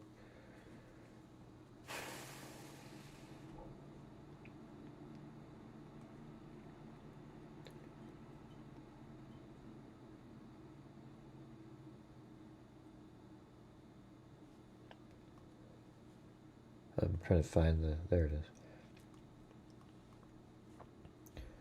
I was going to read the Wikipedia on Tyler Robinson, see what the whole thing says here in a minute.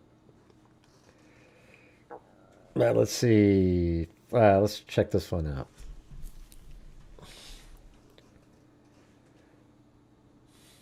Tyler Robinson, trans partner, flees couple's Utah townhouse after Charlie Kirk assassination. The transgender live-in boyfriend of Charlie Kirk, alleged assassin, appears to have fled their cozy Utah townhouse. My stomach just keeps going. Leaving mail piling up outside as he faces mounting criticism for not turning the accused killer in after he confessed to the hateful slaying in a string of text messages. Now, if he's being protected out there by law enforcement, it doesn't really bother me, because I look at the people online are nuts. They're psychos, you know, and so they're gonna come up with a reason, and I bet his life would be totally in danger. You know, the roommate, Twigs, and they need to keep him around too for trial, etc. And you know, so it's your guys', you know, when I say your guys', you psychos' faults out there. It's the same people that are, you know, the Reddit people, these crazy stalkers, like, you know, the types that follow me around and everything. They're crazy people. They can't just live their own life. They spend every single day focused on something else. And in this case, you know, there's people out there, you know, because they're going to probably blame him because he could have turned somebody in before. They're going to be stalking him outside of his house. And, if he ever tried to walk down the street, I'm sure somebody would do something.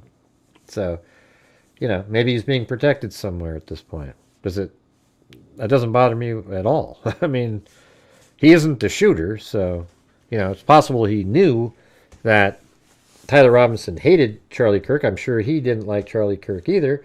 And, what does that mean, though? Does it mean that he was like, yeah, let's do it. Go ahead and do it. It sounded like he didn't know. Maybe that's naive or whatever the hell you want to call it, but I don't feel like he knew that Tyler Robinson was going to kill Charlie Kirk that day. I think he thought he went there to, see him and get angry and say stuff, but he didn't have any idea he went there with a gun. Sure, we have the stuff where you saw him writing notes on bullets. That would be sort of a strong, well, shit, how would that, how would he not know? But he could have came up with an excuse of why he was doing it. Oh, I'm going to go to the range, and I got this target up there, and I'm just going to shoot it. Could have made something up. Yeah. So mail was spotted piling up outside the $1,800 a month townhouse the couple shared as backlash from the public jeopardized his safety. There you go. And cops are still a presence in the quaint community even 2 weeks after Robinson was cuffed. Jess Riley, who lives just a few houses down from the couple, said he hasn't seen any recent signs of life in the apartment. It definitely is a shock. It happened here. It's a quiet neighborhood. You know your neighbor on your left or your right, but people are pretty isolated. I haven't seen anyone come out. There are still all those notes on the door, so it looked like somebody has been there. Washington County Sheriff Nate Brooksby previously said that Twiggs was in a safe space very far away from St. George and needed to lay low for a long time. Maybe he's in Oregon at this point. I mean, very far away, huh? Or he's 2 blocks away and they're tricking people. Drop what you're doing, look under your keyboard. And this, I don't think this is like literally a screenshot. They just made it. What? You're joking, right? I'm still okay, my love. That was one of the ones I was looking at. I'm still okay. Like, what was the part before? I mean, I think what they did was they edited out part of the conversation to just refer to the comments that mention rifle in it. Like, there's other stuff that was said prior. I'm still okay. Like, still okay from what? Like, what was... You must have talked about something before where you'd say still okay.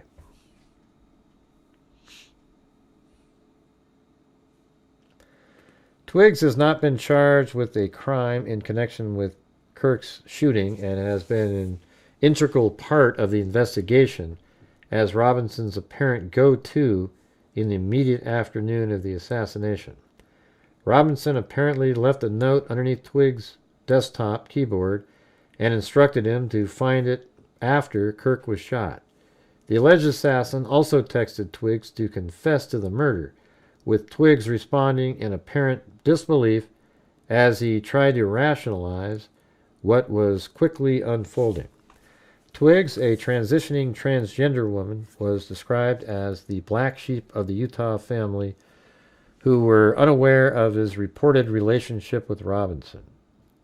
His parents, I thought he was happy to tell everybody about it. His parents kicked him out in 2018 because his father deemed him problematic and disrespectful, according to a relative. The family member also alleged that Twiggs overindulged in video games and started acting out because of substance abuse. This almost seems like identical to that first article. Twiggs lived with his grandparents before moving in with a group of college roommates after they graduated and the roommates moved out. Robinson entered the fold.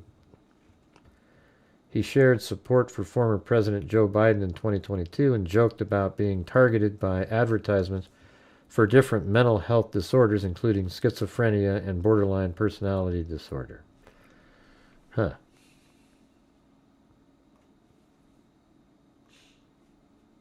All right, well, let's see what the write-up in here. Might be kind of, I mean, it's kind of long, but I don't know. I don't even know. I mean, that's just like, I mean, that's too long. Maybe I can just play it, you know? It says it takes 38 minutes to read this. If I hit the play button here. Let's see what happens if I make it, should I do it? We'll do it. Assassination of Charlie Kirk. How about 1.5 speed? On September 10th, 2025, Charlie Kirk, an American right-wing political activist, was assassinated while addressing an audience on the campus of Utah Valley University, UVU, in Orem, Utah, United States. 1.4. The outdoor event was the first stop of the season for the American Comeback Tour, a speaking and debate series planned by Turning Point USA, a conservative organization he co-founded. While engaging with an audience member about mass shootings in the United States, Kirk was fatally shot through the neck and pronounced dead later at a nearby hospital. Investigators stated the gunman was positioned on the roof of a building approximately 142 yards 130 meters away from where Kirk was speaking. 22-year-old Tyler James Robinson surrendered at the offices of the local sheriff the next day. Prosecutors charged Robinson with murder on September 16th and announced they would seek the death penalty, alleging the attack was politically motivated. The assassination was highlighted as an instance of increasing political violence within the United States and was condemned by national and foreign leaders. Video footage of the shooting spread rapidly on social media, and reactions included heartfelt messages, anguish about the political climate, and sharply partisan commentary. 567 U.S. President Donald Trump, members of the Republican Party, and other conservative figures blamed members of the Democratic Party and left-wing or liberal beliefs before a suspect was in custody or a motive was identified. 8-9 Trump administration called for a crackdown against what they called political extremism on the left. 10, 11, 12, 13, which was widely criticized by experts as using the assassination as a pretext to silence political opposition. 14, 15, 13, 11. A campaign by right-wing organizations and U.S. government agencies resulted in mass firings, disciplinary actions, and harassment against people who were accused of having publicly celebrated Kirk's death or making critical comments about him in the aftermath of the assassination. 516 Kirk's memorial service was held at the State Farm Stadium on September 21st. Background: Charlie Kirk was an American right-wing political activist, author, and media personality known for co-founding and serving as CEO of Turning Point USA. 1718 A close ally of U.S. President Donald Trump. Kirk utilized his skills in social media and campus organizing to become a highly influential figure in the MAGA movement. 1920 Described as something of a kingmaker by the New York Times and as a youth whisperer by The Guardian, Kirk was able to rally support to protect embattled Trump cabinet nominees and against Republican Party figures he deemed insufficiently supportive of Trump. 2122 The Washington Post described him as one of the most prominent voices on the right in recent years. 23 Axios Kirk's assassination campaigns occurred during a deepening division and increasingly frequent violence in American politics. 25, 26, 27 It followed a series of violent political incidents, including the June 2025 shootings of 2 Democratic Minnesota legislators and their spouses. The May 2025 killing of 2 Israeli embassy staffers in Washington, D.C. 30-31. The April 2025 arson attack on Pennsylvania Governor Josh Shapiro's residence. The December 2020 killing of United Healthcare CEO Brian Thompson, 34, Surrey, and assassination September 2024. Yeah, you got all these ones going, like we got Luigi Mangione. Oh, hey, welcome back, everybody. Hold on a second. You said he's back practicing law. For a second, I thought you said he's backpacking. History of our country, the recent history of our country. Did you talk to Pence about that Could at you all? imagine if Kamala Harris was president? What a joke. Oh, by any chance? District Attorney, Attorney General, and Hold on a Senator. second, hold on a Recently, I made the decision that I just, for now, I don't want to go back in the system. It would be strong. Like you don't want to be part of the fight anymore. No, oh, absolutely not. Office where I'm campaigning. The shortest. Run for president, period. And my birthday's in October. Oh, God. I hope we're The not election's same. in November. Prayer every night. God stand Was her, man. under the same roof. Oh, my God. Gender, the whatever. Prelude. All right, here we go. Let's. As I said, that hasn't gone away, and I Is just it this one? Is it this one in here? I don't know which one it is. Let's see.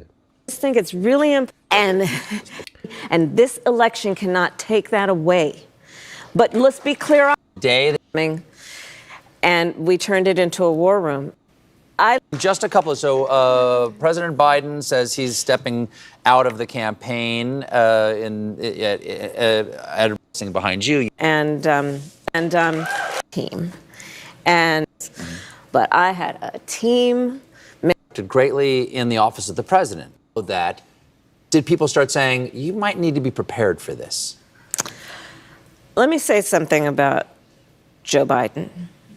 I have an incredible amount of Is this respect the for him. one? I think this is it. Huh? And I think that the way that we should be thinking about where we are right now.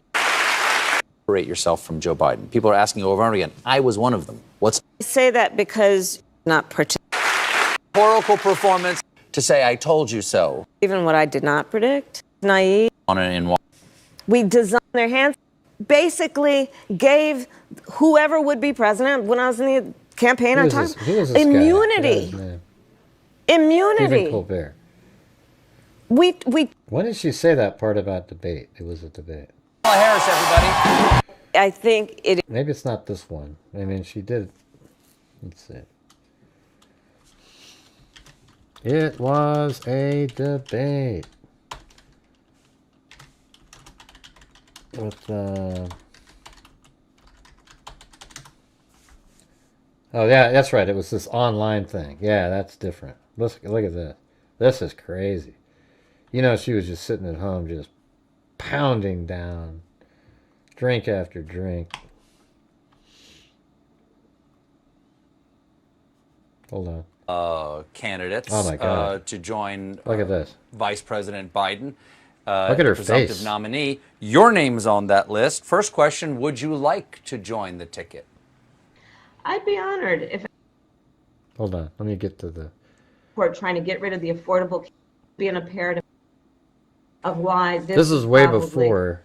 This is most 2020 important during election in my COVID. lifetime.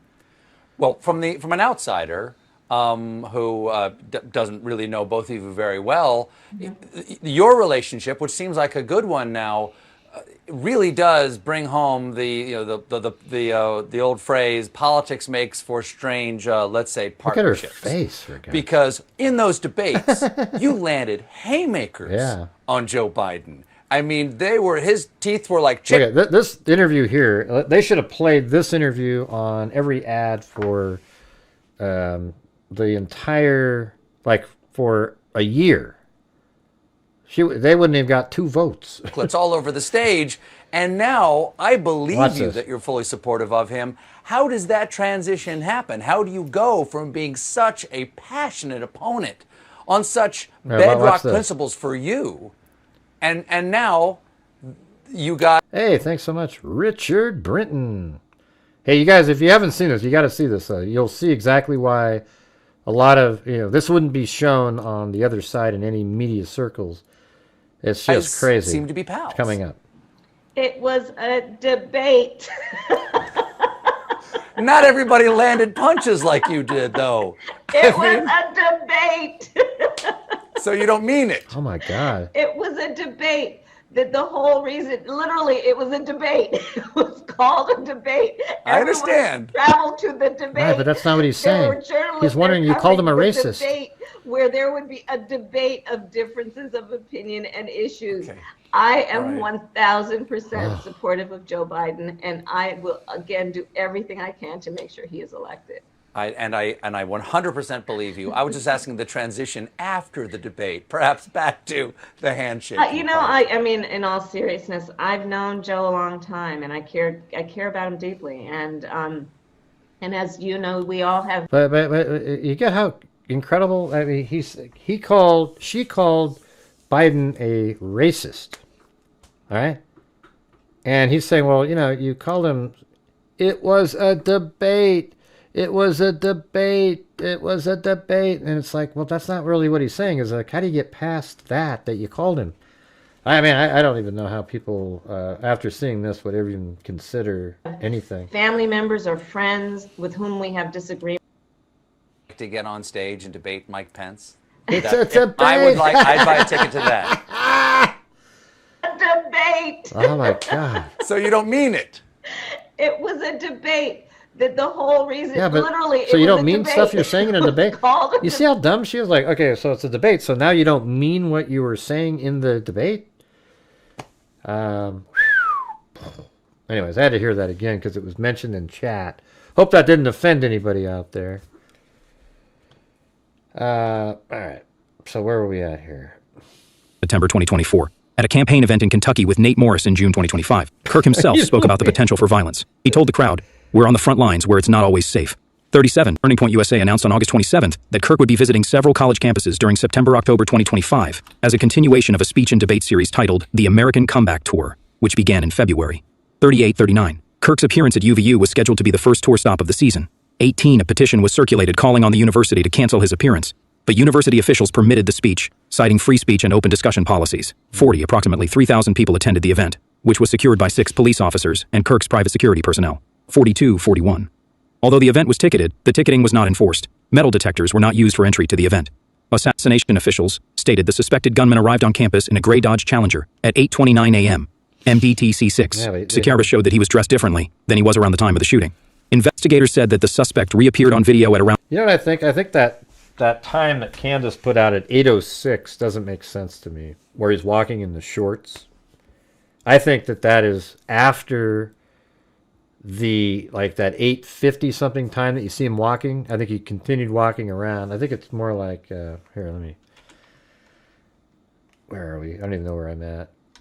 It's on the planet.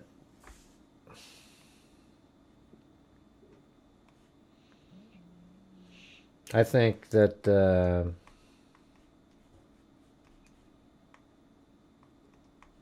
by the way, look how amazing that was the other day. We put the tent right where it's supposed to be here. That's pretty cool. Here, watch this. See that? Look at even the little trapdoor thing is right in the right spot. So we got the tent using a hovering over the head image and absolutely nailed it in there. I'm blinking it on and off. It's perfect. So it's, I mean, I don't know if you can do any better than that. I mean, that was just absolutely nailed in there. So we got that, but I think, so right up here, when, remember that one footage up here at 9:58 here? I bet you that's 10:06, not 8:06. I bet you, because the person's walking, you know, Tyler Robinson's walking like this, right? So he probably walked all the way around like this, and then comes by the camera here at 10:06 to do some more scouting for a little bit. And then eventually he probably came back, and then, because I mean, it just doesn't make sense that he's driving around. And look at, there's 8:29 right there. So wouldn't that make more sense that at 8:29 he parked somewhere over here, or maybe he drove onto campus, I guess, because 8:23 is there, driving like this. So maybe from here he drove around, went on the campus or something. You know, it's just so weird. This whole section up here with him walking up here is odd. Don't really know why he's walking up there at 9:58. Pretty strange. Gotta be honest.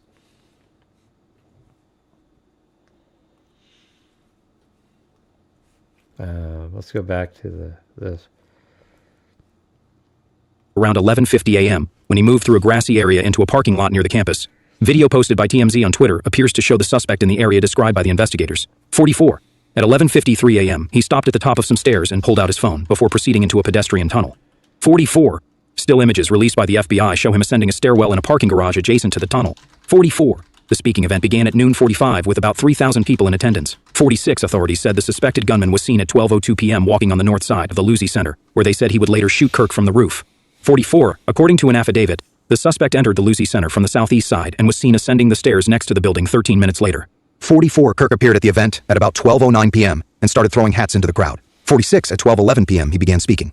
46. Investigators said that by 12:22 p.m., the suspected shooter was on the roof, lying on his stomach, facing the location where Kirk was speaking about 430 feet, 130 meters away, sitting under a tent displaying the tour title. Kirk engaged in a back-and-forth exchange with UVU student Hunter Kozak about mass shootings in the United States. 47-48. At 12:23:30 p.m., Kirk was hit in the neck with a single shot, which investigators believe came from the roof of the Lucy Center. 50. Emma Pitts, a Deseret News reporter who witnessed the event, told NPR, "I just saw so much blood come out of the left side of Charlie's neck, and then he went limp." 49. Former U.S. Representative Jason Chaffetz, who was in attendance, said, "As soon as the shot went out, everybody hit the deck and everybody started scattering and yelling and screaming." 41. 12:23:55 p.m. Kirk was carried by 6 men to an SUV, which took him to Timpanogos Regional Hospital in Orem. His death was. 52. His death was announced by Donald Trump at 2:40 p.m. on Truth Social. His death was announced by Donald Trump. Runi Salvkoro the Deus Sanari, Kirk, to the north corner where the ground was higher and he could hang from the edge of the roof, and drop to the ground, which occurred at about 12:24 p.m. 45 palm prints were later found at the edge of the roof, as well as smudges from which samples were collected to look for DNA evidence, and a footprint was found on the ground, which showed he was wearing Converse sneakers. He then moved into a wooded area north of the campus, where a rifle with a scope on top and containing inscribed bullet casings was later found. According to police audio, the first report of the shooting occurred at 12:26 p.m. 55 at 12:31 p.m. An officer then reported gunshots heard near the library. At 12:35 p.m., the officer added maybe the CS building, before describing the shooter as wearing jeans, black shirt, black mask, long rifle. A minute later, the officer elaborated on top of the building on the far north side, just east of the library. 55 at... See, Candace Owens made it seem like it was a big deal that law enforcement hasn't looked at the foot. You know that one little tiny clip that I stabilized that you see from inside the flag room up on the roof? She's like, why wouldn't they get that? You know, why? But here's the thing. An officer literally watched Tyler Robinson running on the roof. That led them to go over to the roof and then notice that, oh, wait, there's a camera covering this roof. And they went and got the camera footage, and now they have this really good footage of the guy going up there, running across the roof. Why do you need this little tiny, grainy little... It doesn't mean anything at this point. I mean, sure, hey, let's have that video. But they already were way on top of it before that ever even emerged out on social media. It's not a... I think that other footage of those two guys on the side is relevant because that was before and showed him, they'd be a witness showing him running across. She says those people claim he was wearing camouflage and a mask. He wasn't, okay? We see the footage of the guy on the roof. It's on the surveillance camera. Nobody got switched out, okay? It's the same person. The 360-degree camera is going to show Tyler Robinson on the roof. He doesn't have camouflage on, and he's going to run over there. He's going to shoot and run off, and he's the only guy on the roof. He didn't magically flip a switch and change out of camouflage. You get what I'm saying? Anyways. Library. 55 at 12:39 p.m. FBI agents and chiefs of police arrived at the location of the event. At 1:37 p.m., the university closed the campus and urged everyone to leave. 56. At 2:01 p.m., the university instructed those remaining on campus to secure in place until police officers can escort you safely off campus. 57 classes and activities at all campuses, including satellite locations, were suspended until September 15th. 58:59, Manhunt, the Federal Bureau of Investigation, FBI, and Bureau of Alcohol, Tobacco, Firearms, and Explosives, ATF, assisted in the investigation. Failed verification. 2 people were arrested soon after the shooting, but were later released. 61 was a libertarian conservative who was arrested on campus grounds after claiming to have shot Kirk. 61. The arrested later told police he was glad he said he shot the individual so the real suspect could get away. 62. He reportedly had a history of mental health issues and was known to Utah authorities for his habit of disrupting public events. He was then taken to a hospital. 62. After his release on September 14th, he was booked into jail for obstruction of justice after police discovered him. That doesn't even make any sense. He said he shot the individual so the real suspect could get away. Well, that person wouldn't be a suspect anymore because you're the shooter. Glad he said he shot the individual so the real suspect could get away. Let's see. One was a libertarian conservative who was arrested on campus grounds. Yeah, that older guy, right? Of course, they have to say libertarian conservative, right? Instead of being a wacko. He was then taken to a hospital. After his release on September 14th, he was booked into jail for obstruction of justice after police discovered images of child, abuse images on his phone. He was also charged with exploitation of minors, that old guy. But what a dumb comment. Hey, yeah, I'm glad I shot the guy so the real suspect could get away. Well, then he isn't a suspect anymore. You're the shooter. Discovered images of child sex abuse on his phone. He was also charged with sexual exploitation of minors. Hours after the shooting, FBI Director Kash Patel announced on social media that the subject in Kirk's assassination had been apprehended. Utah Governor Spencer Cox said that a person of interest had been detained. Within 2 hours of making his initial announcement, Patel said that the subject had been released after an interrogation by law enforcement. Law enforcement recovered an older make Mauser-type bolt-action hunting rifle chambered in to 06 from a wooded area near the shooting, engraved cartridges, and a footwear impression, a palm print, and forearm imprints for analysis. In Gradius conference on September 11th, officials said that they had good video footage and were applying facial recognition technology to it. 6867. Later that day, the FBI indicated that facial recognition efforts had been unsuccessful, released photos of a person of interest, and offered up to $100,000 for information in the case. 7169A. The FBI also investigated various social media accounts, with posts that appeared to indicate foreknowledge of the assassination. Cartridges found in the rifle were inscribed with various messages and internet memes. The spent cartridge case was inscribed with notices, bulges. Ow, whoa, what's this? A reference to furry online. I already heard that. I'm going to see what this part says. But hey, guys, we're having one of those massive Tyler James lulls. Robinson, born massive April 6th. lulls, everybody. Massive lulls. So if you have the ability to help support the channel, that would be awesome. Thank you. April 16, 2003, is the accused assassin. He was recognized by his parents from news images of the alleged shooter. They convinced him to come to their residence in Washington, Utah. 8283. Robinson told them he was fear SWAT team being sent to his parents' house. 84. They contacted a member of their Mormon congregation, a retired detective who had previously worked for the Washington County Sheriff. 85. The retired detective called the sheriff and made arrangements for Robinson to surrender. 85. He and Robinson's father then drove Robinson to the sheriff's office the evening of September 11th, and Robinson was taken into custody without incident. 85. 86. Governor Spencer Cox said the next day that Robinson was the only suspect. 87. 88. The manhunt had lasted 33 hours. 86. 89. Robinson, son of a social worker and a business owner, was raised in Washington, Utah. 91. 92. Younger brothers. 94. Robinson's family are members of the Church of Jesus Christ, and Robinson's grandmother said the entire family are Republicans. Show the Robinson family on trips displays. 97. At time of his arrest, Robinson was living in St. George, Utah, some 240 miles, 390 kilometers southwest of Utah Valley University. 98. 99. He was in his third year of an electrical apprenticeship program at Dixie Technical College. 100. He had previously enrolled at Utah State University, but dropped out after one semester. 100. He graduated Pine View High School in 2021, 101, while earning college credit from Dixie State University from 2019 to 2021. 100. Investigators interviewed Robinson's roommate, who was not considered a suspect, and was described as being aghast and shocked by the shooting, and denied having any knowledge of the crime. 102. 103. 97. Governor Cox said that the roommate had been very cooperative with investigators. 103. And had turned over private messages incriminating Robinson, which discussed the need to retrieve a rifle from a drop point, leaving the rifle in a bush. Messages related to visually watching the area where a rifle was left, and a message referring to having left the rifle wrapped in a towel. 104. The messages also referenced a scope and engraved bullets. 104. After the shooting, someone in a private Discord group chat said Robinson looked like the man in the suspect images released by the FBI. Robinson reportedly joked that he had a doppelganger who was trying to frame him, that the group should give him a cut of the FBI reward money for turning him in, that he would avoid going to McDonald's. A reference to Luigi Mangione, who was arrested at a McDonald's in Altoona, Pennsylvania, and that he would get rid of his manifesto and rifle.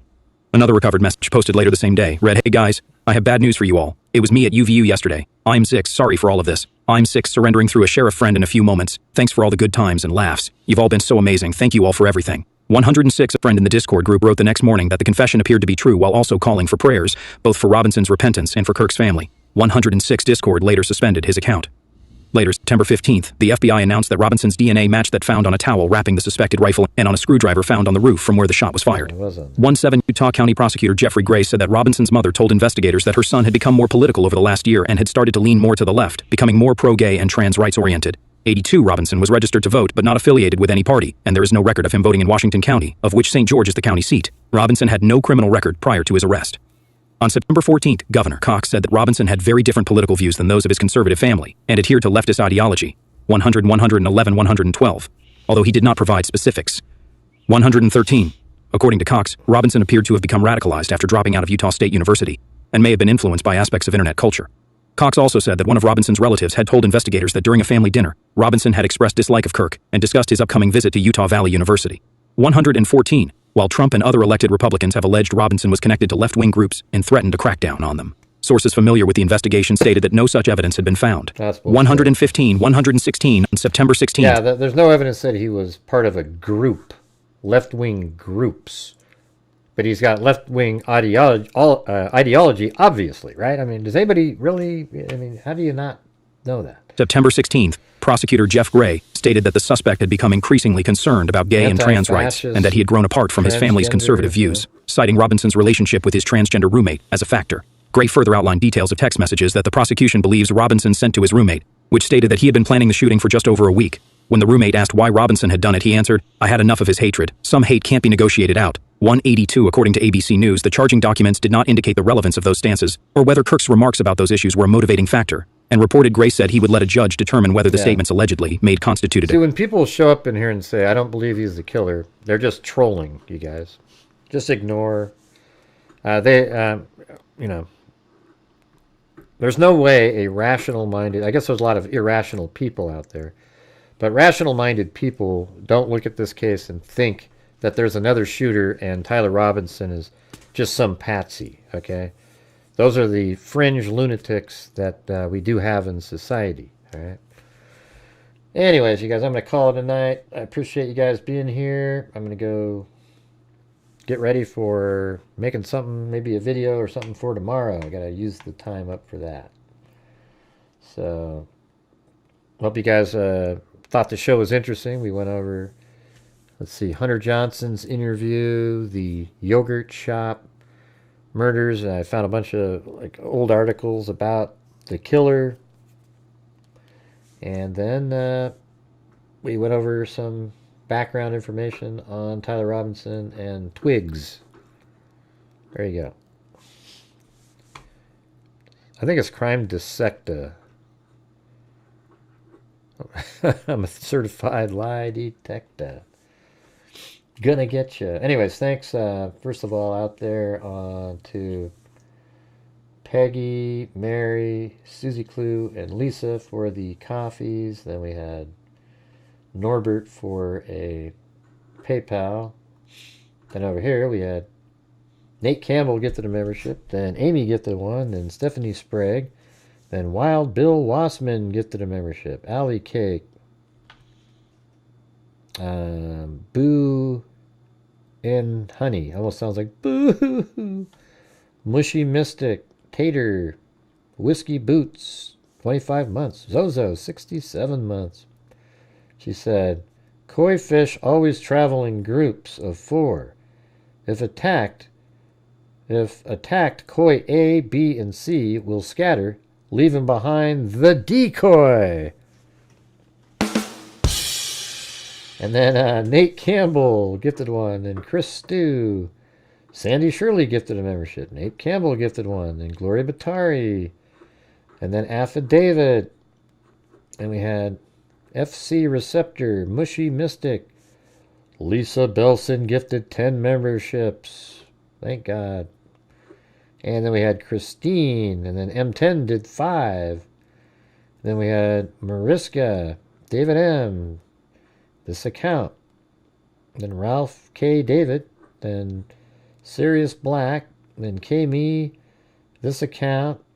And then we had Wild Bill Wassman gifted a membership. Timothy Cecil, he's been here for 61 months. And then Spring Lady, G. Hannah Whitaker became a new member. Then we had Jessica Schubach gifted one. Sandy Shirley, Nate Campbell gifted one. And Christine, Super Chat. And then Lisa Belson with another 10. Basically 2 cat eye donations. Thank you so much. And then Christine, then M10 again. And then I gifted 5 because of what you guys did. And then Sazef and Richard Brenton gifted 5 memberships also. So very kind of you guys for gifting all those memberships. Really appreciate it.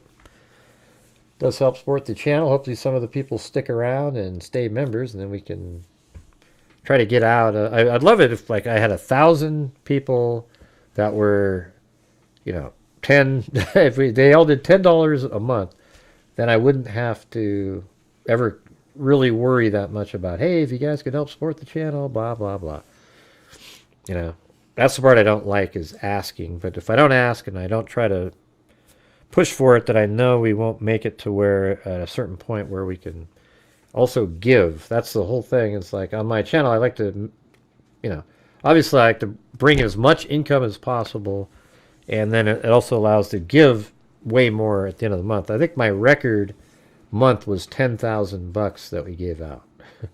It was some crazy month. It was like the overlap of Kylie Rodney and the Idahofour, and all my videos were just getting so many views, and that month was crazy. I think it was like, I don't remember, I think it was something like $26,000 or something, and I gave 10 out, and then I have to pay taxes on the 16, so that would have been, what is that, like 10, so that was probably almost like a 50-50 month. That was crazy though, that month. They're never like that. That was just like a total anomaly. But we've done 6 a few times, and did 5,500 last month. That's pretty good. And that's why we're at 262,000 in 5.5 years. Or actually almost 6 now, really. What's with the general being called home? Nothing.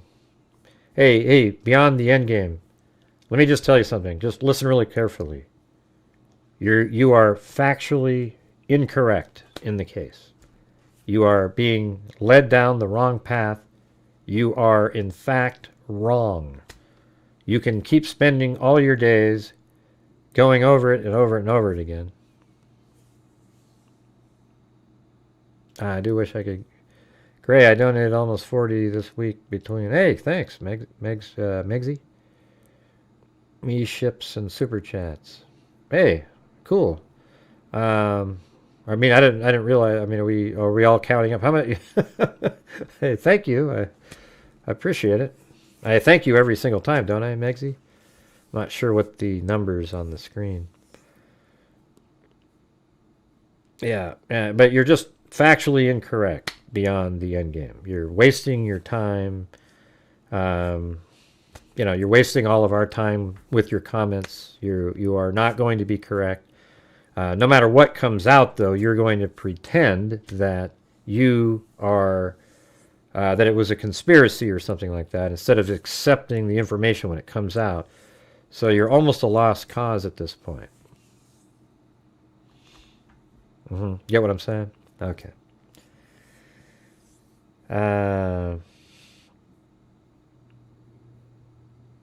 Yeah, I mean, here I don't. But I would. You know what, Megsy? I wish it wasn't like that, though. I wish that it would be like when I do a show and there's 400 people watching. One night it'd be cool if 50 of those people helped out, and another night of somebody else. It shouldn't be where so many different people have to spend, I don't know. I mean, I'm hoping that when people are supporting my channel, it's not affecting their life in some way. I don't want anybody sending me anything if it's something that, oh my God, I can't do this, I can't do that. Go, just do what you got to do. I'm just asking the people out there that have the ability to, and, I mean, that's really pretty much how we've been surviving on the live streams, because there is really no ad revenue on these live streams. And I used to only do live streams. Now I do videos to make up the difference, because we've, over the years we've sort of dropped off on the super chats on the live streams. So, I'd have to make videos to get the ad revenue to try to come up with something similar.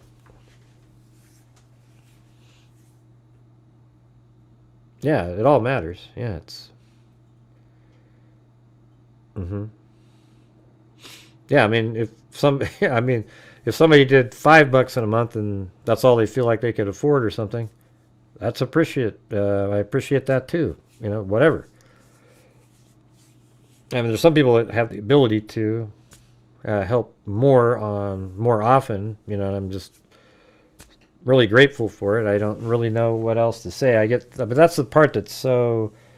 Like I'm like, hey, let's get going, because I know what it takes each night to get to the numbers, right? So when we have nights where we're just really struggling, that's what I'm sort of like, hey, come on, you guys, let's try to get. And people don't like that, and it's kind of, it sort of sucks that people don't like it. It shouldn't bother you.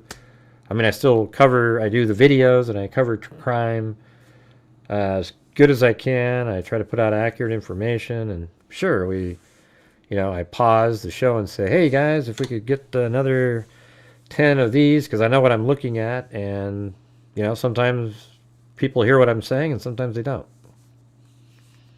So I don't really know what I'm supposed to be doing here. People think that I'm supposed to come on here and then just hope to God that somebody out there, but you see how it gets. Like sometimes there's like an hour where like not a soul thought of supporting the channel, and then you sort of wonder, like, okay, why am I doing this show right now? I could be working on a video or something, and hopefully that does well tomorrow. You know what I mean? I mean, I think everybody's got to think about what's an effective use of their time But when the shows are, everybody's helping the channel and it's moving along, it feels like, we're moving along and I don't even have to talk about it. Yeah, but it seems like lately, every show, I've got to keep saying, hey, guys. Regina said, like I said, I came in late. When do you get to the yogurt shop murders been baffled? Oh, that's at the beginning of the show. When do you get to the yogurt shop murders been baffling me for years? Yeah, we did it at the beginning. I think it was the second thing that we did. So probably like 40 minutes in, we go over the yogurt shop. I actually found an article from 1985 where he attacked somebody. We went over the whole thing. Hey, beyond the end game, listen. You're just incorrect. All right. I know that it's really cool with your buddies and everything to make it a conspiracy and talk about shot angles and get really interested and ooh, look at this, we're really on to something, and it's just not going to be the case. All right. So try to focus on something else. All right. I think I did Hunter Johnson first. Okay, well, that might be what your problem is beyond the end game. So just, move on to some other topic because you're absolutely incorrect.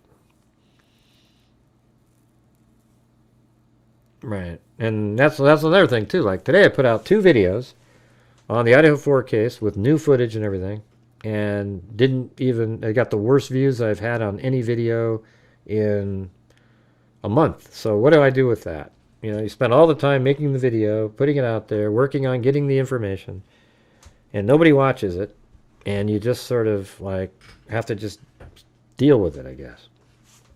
It's crazy.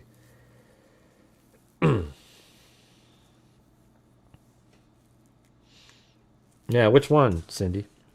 Which one did you watch?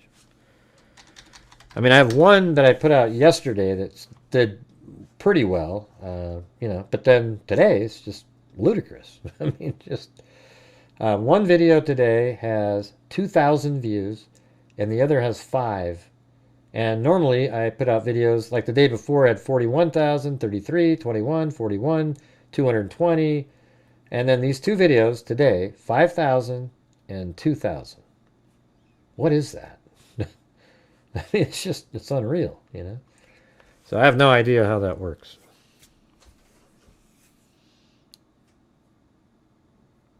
Well, it was kind of cool when I was on Ashley Banfield. Well, they let me do Google Earth, but it didn't fill the screen. But when I was on with Anjanette Levy's show, I got to put the Google Earth straight on the screen, and we were able to move around and look at it.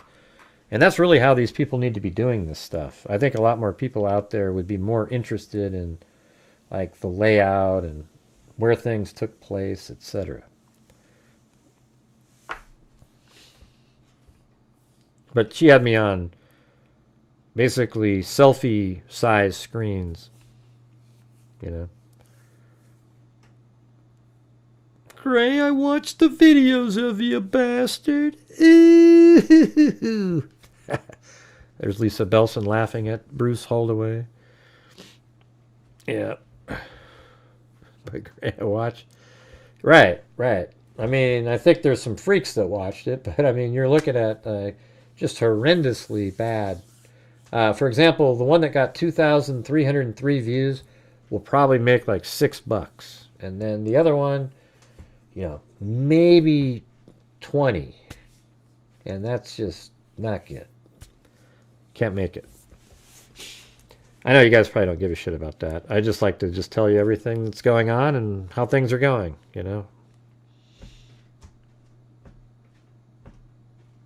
Yeah, it's all going to come out.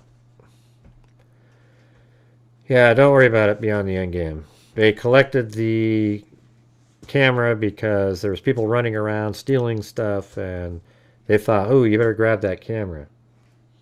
Because there's people running around. Apparently, I was watching that, what's his face? Sergeant, what's his name? Tate? Officer Tate or something like that? Or The Dairy Queen was not only in Orem, it was on... Yeah, we've already figured it out. We know where it was. Well, thanks for watching both. But what I'm saying is it's not making it out to anybody else. Yeah, Officer Tatum. There you go. Yeah, he was talking about... Yeah, it made sense. People were running around, grabbing hats and stealing things, and they're probably like, ooh, let's get our camera. You know?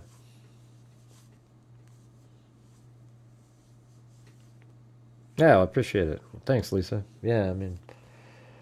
I know. Sometimes we just... There's, you know, some days aren't as good as other days. I guess that's how you look at it. So it's hard to accept, though, you know. In my mind, I'm like, hey, today I'm doing the same work I did yesterday. But today, it's not as successful, I guess. And then you sort of wonder, what was the difference between that day and the day before? I don't know. You know, nobody knows.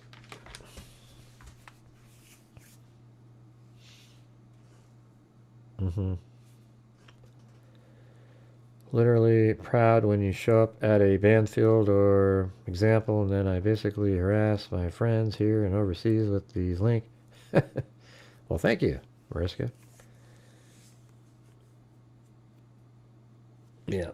So I guess at some point I'll figure out, like, every day isn't the same, and I won't let it bug me, but it's hard, you know. It's hard to do that. I mean, you see other channels that they put a video out and every single video gets a really pretty large number of views. That's kind of associated with their subscriber count. You know, I have 170-something thousand subs. How does a video get 2,000 views? Wouldn't somebody accidentally just get 10 on something like that? I mean, it's amazing. Yeah, it's crazy. Anyways, that's all I got for you guys tonight, all right? But anyways, thanks everybody very much for helping support the channel financially. Also, if you know, just by watching, if you can hit the like button, that would be great too. Yeah. I guess we'll just see you guys tomorrow sometime. I'm supposed to go to some, like a birthday party or something tomorrow. So I don't know, maybe I'll do like an earlier show in the day sometime, something different, see how it goes. All right. But anyways, we'll see you guys tomorrow. And as I always say, until next time, be safe out there. And a 1 and a 2 and a 3 and a 4. Yeah, I've been doing this true crime thing for quite a while now. And during this whole time, I have not seen one person. Not even one grave. Not even one. Click rejector. I'm a certified human lie detector.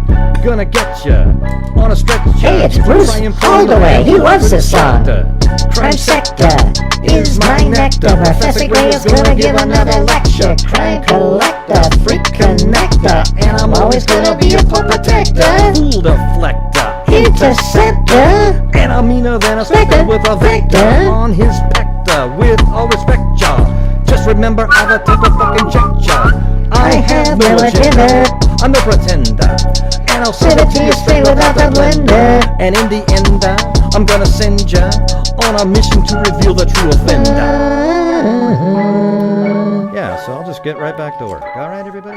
Talk to you later. Sorry, YouTube Handle 3. If you're suggesting that Charlie Kirk was shot by somebody else, you're just incorrect.